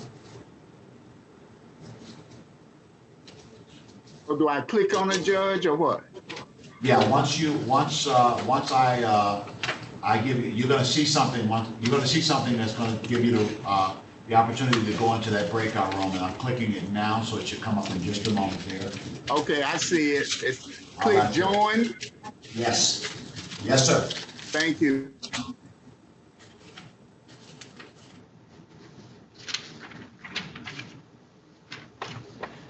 And Mr. Colbert, they'll be right with you, and Mr. Irby, we're yet waiting regarding your matter as well.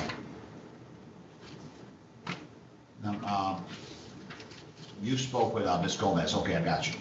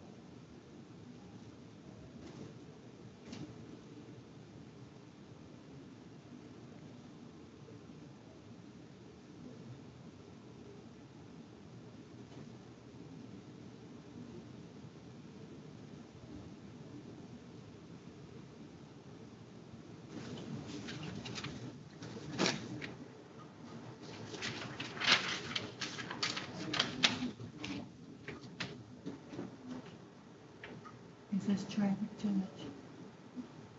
Yes. Okay.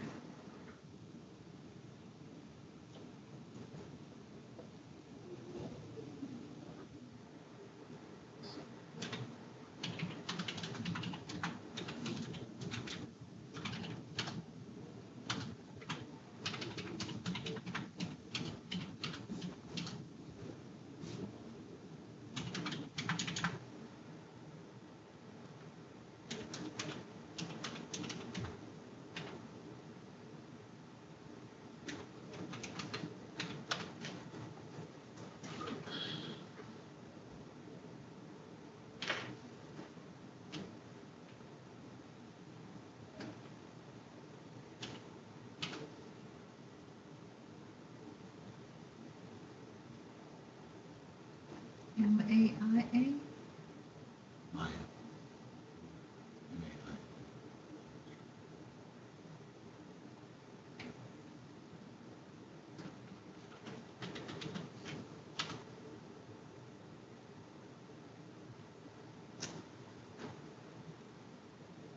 Is it short for anything?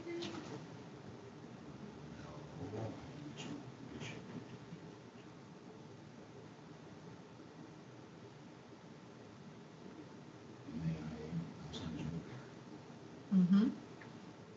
I got nothing. Is it in Detroit? Okay.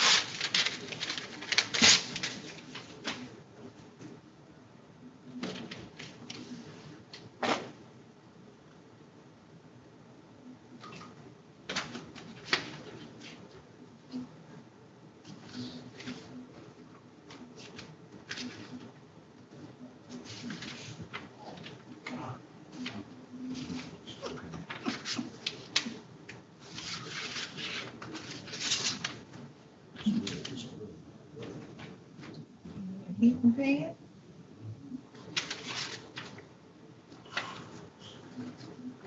You want a walker? Mr.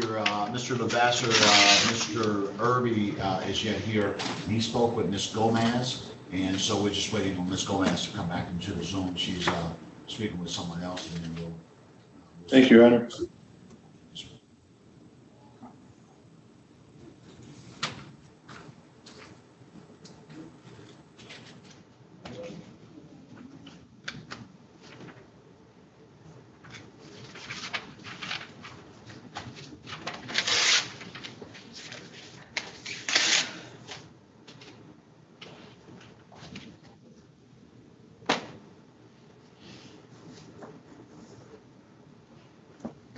Burns, I'm telling you that I lost my envelope, and there's no reason for it not to be right here.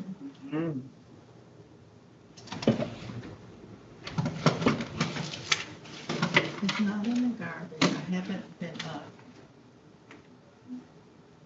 I don't understand this.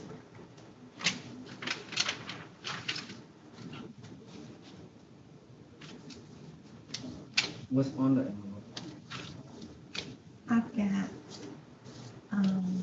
Miss Gomez's name and her P number, and Indra's name and P number. And I think I got Miss Harris on there. I was trying to, make a sheet I could keep.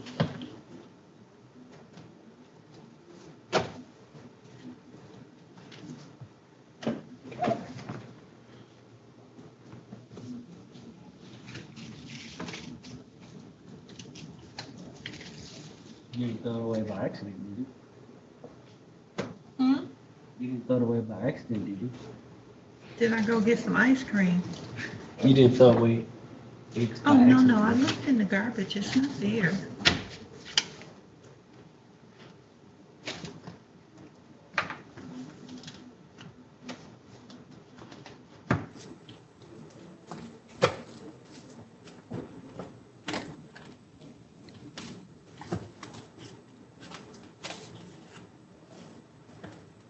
Hey, Mr. Lavesser. All right. I get it. I know that Ms. Gomez wanted to speak with you, Mr. Lavasser, and so she just got done speaking with Mr. Paul on another case in the breakout room. She would like to take a moment to speak with you. Can we do that? Your Honor, if Ms. Gomez is simply asking if we'll participate in EDP, the answer is yes. If she needs to talk to me in anything particular, then yes, I would enter into a breakout room.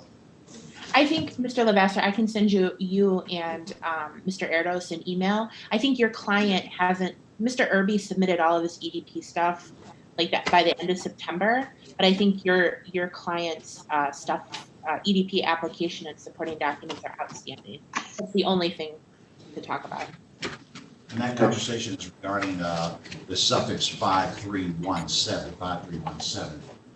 And Mr. Irby remains on this Zoom as well. So it looks like it may need some cleanup along the lines of along the pathway of the eviction diversion program.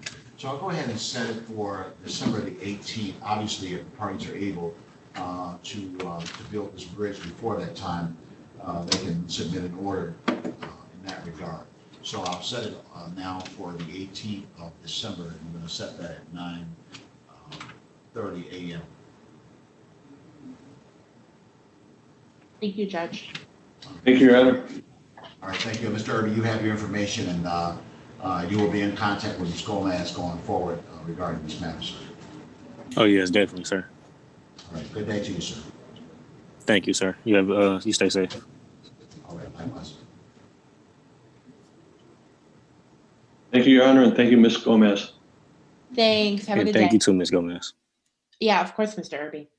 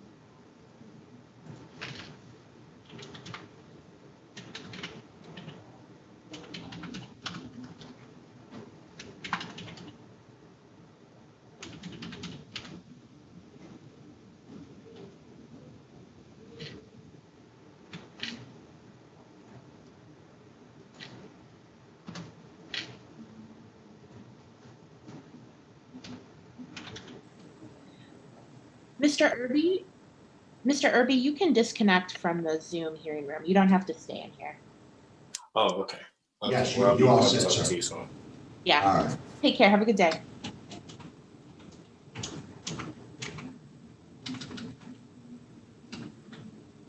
And Mr. Abbott, welcome back, sir. I Glad to be believe here. we got through your matters. Any items where there are questions or information needed or anything along those lines? Sir? I think I left case number 321 in mid hearing. Trunetta Smith, RCH versus Trunetta Smith. I think he went into a breakout room. Yes, and Indra? Mr. Indra, I believe you talked with Ms. Trunetta Smith. Is that correct, ma'am? That's correct, Your Honor.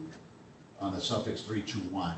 And I believe we adjourned it until December 11th. December the 11th, 2020 at 9 a.m.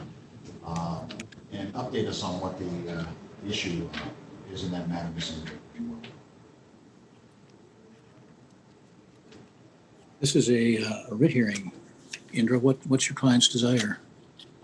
So actually, the defendant, the actual client, she was not here because she was in a hospital. Oh, that's right. But her daughter, who also lives in the house, she was present in the court. And what I understand from the brief conversation I had with her, she has talked to the landlord or the management company, and they were willing to continue the tenancy in her name. And if the landlords were willing to resolve through that way, we can get the EDP help to get her the rental arrears as well. So that's the reason I actually asked for an adjournment, trying to talk to you and resolve it through that way. Okay, it sounds reasonable to me. Thank you, Mr. Abbott. She must want She must owe quite a bit of money. We signed a consent judgment back in February. For Yeah. a month. Yeah, I reviewed that, but that was with the mother. And I see that the landlord has an intention to continue the tenancy with the daughter. So I thought we could try to resolve something for them. Okay, fair Thank enough. you, Mr. Abbott. I'll be in touch base with you in this case. Very good. Thank you, Indra. Thank you, Mr. Abbott. Thank That you, Your concludes- Honor. Thank you, Ms. Indra. Appreciate you. Yeah. That completes my docket, Your Honor. All right, sir. Thank Yeah, you. we're all set. Thank you, sir. Good day to you. See you tomorrow. I see, sir.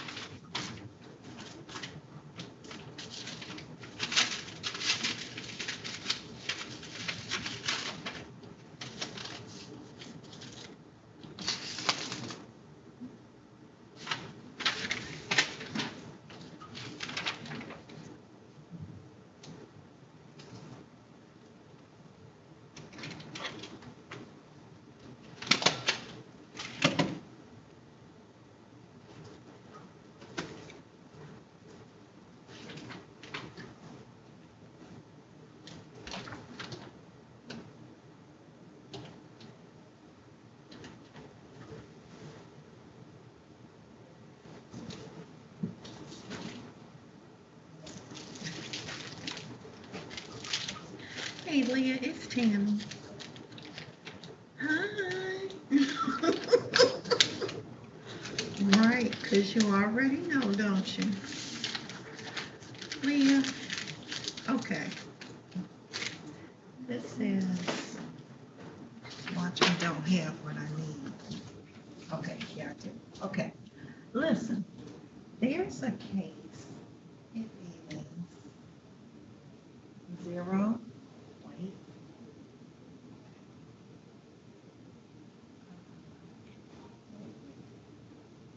Okay, it's 03 527 844 count 1, 2, and 3.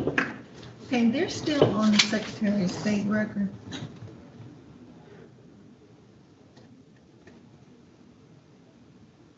Okay.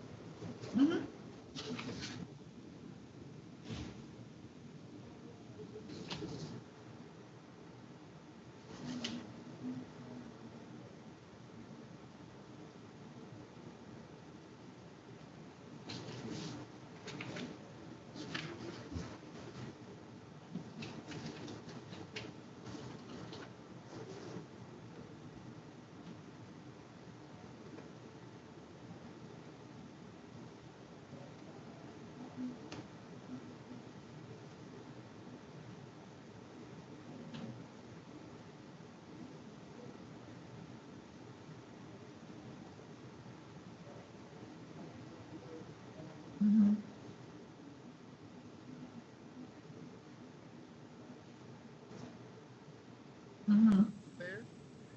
All right, we're back. You are now back in the main session. Okay, I'm back. Yes, you are. Oh, thank you, Judge. I tell you, this is something, man. This is amazing. It's a different world. It is, Your Honor. It is. My daughter helped me set this up, but I got to get up on this. This is crazy. I mean, I don't know nothing about none of this stuff. But it tells you what the world is aware of now. These things were available, but everybody is having to get calibrated because of the virus and all of the shutdowns. So yeah, but you know, now I can see what these people that I can understand sexing now. I mean, I never could understand that. You get it now. I mean, that's the challenge of raising young people now, is because you have many more avenues to get in trouble now. You know, Your Honor, I'm so happy mine are upgrown and gone and in good jobs. I wish I could say the same. I have 4 grown ones, and then I have a 9-year-old and a 6-year-old. So I'm kicking myself, but by God's grace. I feel for you, Your Honor. Well, it's working so far, and the grown ones are doing so well. I'm greatly appreciative of that. All right, so we're back on the record in the suffix 3391, and Ms. Harris, if you will, you may update us at this time, ma'am. Yes, Your Honor. Esther Harris, PA 3394 from Lake Shirley Glade on behalf of the defendant. And we would be asking for an adjournment today to enter into the eviction diversion program. All right. And you understand what they're talking about, is that correct, Mr. Colbert? Yes. All right. And Mr. Stevens, you understand some of the details of the eviction diversion program as well, and you understand what's going on here, correct? Yes. The lawyer explained it to me. All right. All right, so we're going to go ahead and set it for December the 18th, because it takes time, oftentimes, to process some of the paperwork. That'll be a control date when everybody will come back to court. It may very well get all worked out before that time, in which case an order will be submitted to the court, and that will resolve the case. But December 18th at 9:30 a.m. is going to be the next day where the parties will Zoom in on the same number of information that you already have. Again, that's this December the 18th at 9:30 a.m. Mr. Stevens, if we have the paperwork done before then, which I believe we will, then if you don't want to, we don't have to come back on that date. We'll just submit it. Right. Yeah. So it gets all worked out. You wouldn't even have to come back on that date. But if there are hitches along the way, then that's the date for the court to take a look at it and say, what's going on, how close are you, so on and so forth. But as Ms. Harris has indicated, it may very well get all worked out before that date. And if that's the case, neither you nor Mr. Colbert would have to check back in because everything will already be taken care of. Okay, all righty. Thank you very much. Thank you, sir, and good day to you. Good day to you, Mr. Colbert. Thank you for the two of you. And hopefully we'll be able to get this thing all worked out. All right, all the best to you. Thank you. All right, now what do I do? Push leave? Yes, sir. Oh, okay. Thank you. Yeah. All right, all the best, sir. All right. Thank you, Ms. Harris. Thank you, Your Honor. And unless someone out there has anything that I need to clean up, let me know now, because I think we're pretty much on track with everything. Ms. Gomez?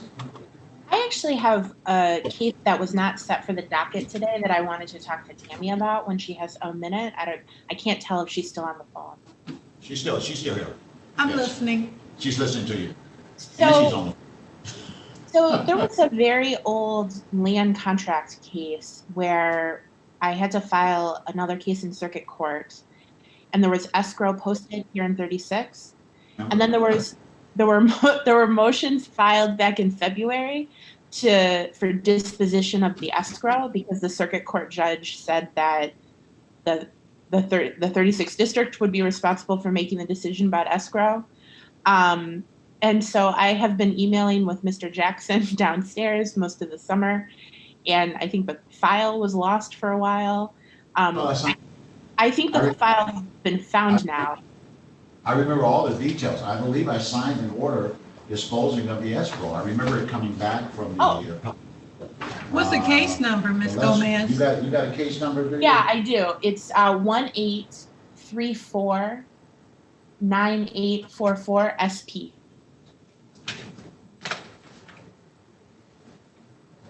They just called from downstairs today looking for that file. Yeah, they called us looking for it. Oh my gosh. Well, I mean, that's okay. I distinctly remember visiting that file after the appellate stuff, and I distinctly remember that it was left. Wait a minute. You said 1-8. That you actually mean 1-9. No, it's a 1-8 case. What's your last 3 digits on it? 844. It's an SP. Okay. All right, so I'm looking, so maybe I didn't deal with that one because I'm looking at Santa Rita Apartments versus Michael Singler and occupants, and that's 1936257. That's a motion to compel escrow payment compliance and or for entry of judgment. So that that has your name all over it. So yeah, that's that is my case, but that's a different case. All right, got it. Real good. No, this is. So maybe I didn't sign it. That's the one I was thinking about. And his mother. This is a case that we had a trial in front of Judge Miller. This happened maybe like 2 months before she went to circuit court, and then you took over her. I remember that case. Over the docket. So I remember the case, and I thought that was it. But I remember the details of that case. I remember that it came to me after it had been in front of her, so I know exactly which case you're talking about. So we got to turn it down. Erica Francis and Brewster Holmes? Erica Francis versus Brewster Holmes? No, it should be Felicia Whiting v. Travis Foster. Felicia Whiting versus Travis Foster. Okay. Oh, yeah. I remember this now. So we got nothing put in since February of 20.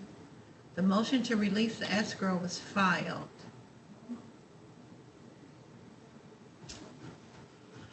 I remember that. Yeah, I remember it came back from appeal, and I remember the motion for distribution or disposition of the escrow. It wasn't exactly an appeal. It was that. So it was a land contract forfeiture here, but then I had to quiet title in circuit court, so Mr. Foster then received title to the property after the quiet title action, but the escrow balance for the land contract judgment was held in 36. Okay, for him, for those two. So they're looking for it, Ms. Gomez, and I have to get our hands on it sometime. And Your Honor, while you look for Mrs. Gomez's information, I forgot to get the contact information for Mr. Stevens. Do you all have contact information for him? I know that we have some information in that file, so let me get my hand on it again. What was the last 3 on that, Ms. Harris? Last 3 was 391. Let me have 391 back, please.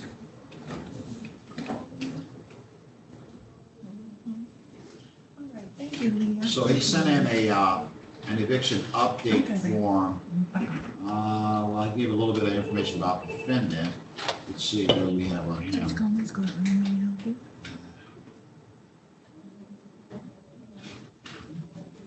I guess he has no place. All I have is his PO box number, and I'm looking through the file. And yeah, that's it for him. Okay. I'll see if I can get it from my client. Okay. All right, perfect. Yeah. All right, thank you. Thank you, Ms. Harris. It's always a pleasure. Judge. Yes. Judge Atkins is on the phone. Hold on one second, Ms. Rice. Yes. Ms. Rice? Yes. I mean, no, not Ms. Rice, Ms. Harris. Yes, Your Honor. I don't know why you don't ever not answer me when I call you by other people's names, but. You know, that's me. I don't know why. No, we're not going to tell people how many times I insist on calling you by somebody else's name. and I'll get determined. I'll call it twice and 3 times. Anyway, I do have a note that he sent. He left a cell phone number, and that cell phone is 31. Wow, I should. I'll send it to you in the chat. Okay. Okay, perfect. Thank you. All right. Who's on the phone? Judge Atkins. Send her over. Oh, You got it. My friend, I am wonderful. Huh? You know you're right. Yeah, girl. Come on now. Come on now. We stretching it on out there. Ain't that crazy? That, you see what I'm saying? Yeah, thank you so much. It was, oh my goodness. Yeah, I've been, you understand how that stuff works. I've been in tears all week. I had to calm down. My head was hurting, eyes hurting, everything. Just, just huge. I don't know. I'm still messed up. It's just, yes, absolutely, absolutely. And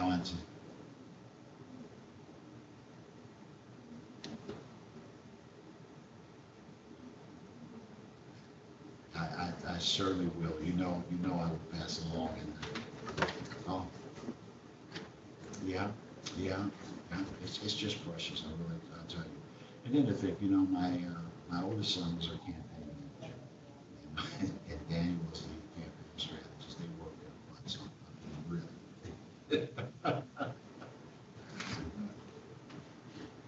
That's correct. Yeah. She's the chief.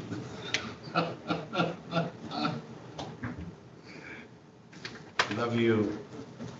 Thank you so much. I will certainly let her know. I appreciate it. It's so wonderful to hear from you. Oh, you looked out for me. I really appreciate it. Never forgot. Never ever. All right. Thank you. Bye-bye. Thank you, Ms. Harris. I'm getting that to you right now.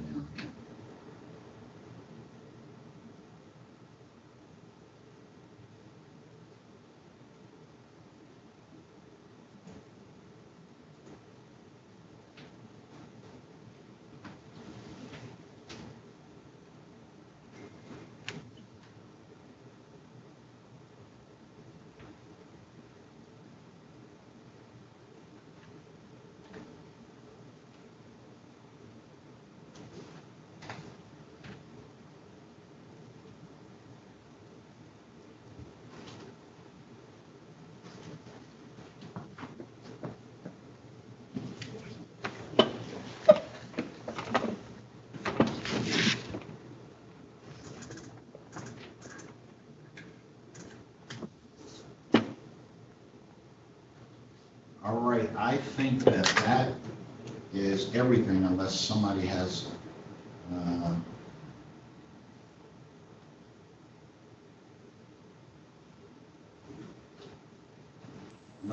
something that I need to cover or address right now. I think we are all set. Thank you, Madam Court Reporter. Appreciate Thank you, Judge. Thanks for having me. Well, absolutely. You needed it. All right. So we're all set, everybody. So good day to you. I know that we're waiting on Ms. Gomez. She's checking something for you, correct? Yeah. So Do you want me to stay here and wait, or how? Yeah, we'll keep the Zoom up until Tammy comes back just to see what gives there. Okay. And Ms. Osler, thank you, sir. Mr. Adams, thank you guys for participating and playing the part that you play and make this happen. Great. You guys are great, and the other rock stars. Appreciate you guys. All right. Thank you, Your Honor. Hey, have a good day. See you later. Thanks, everyone. Hey, Bye. Adrian, always a pleasure. Thank you. Thank you. I can leave, Judge? Yes, you may. Thank you. Okay. Bye, Maya. Bye, Sammy. All right. Ms. Gomez, I'm looking for that file. Okay. So if you want to, may I have your number? Yeah, let me put it in the chat. I will give you,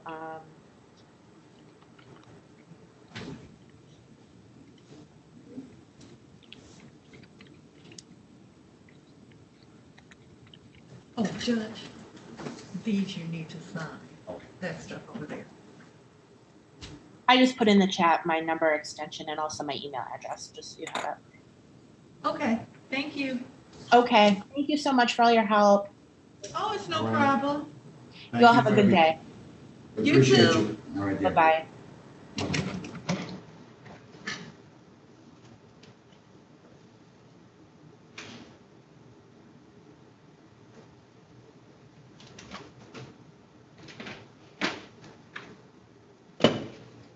Okay, now, you guys, I'm not kidding.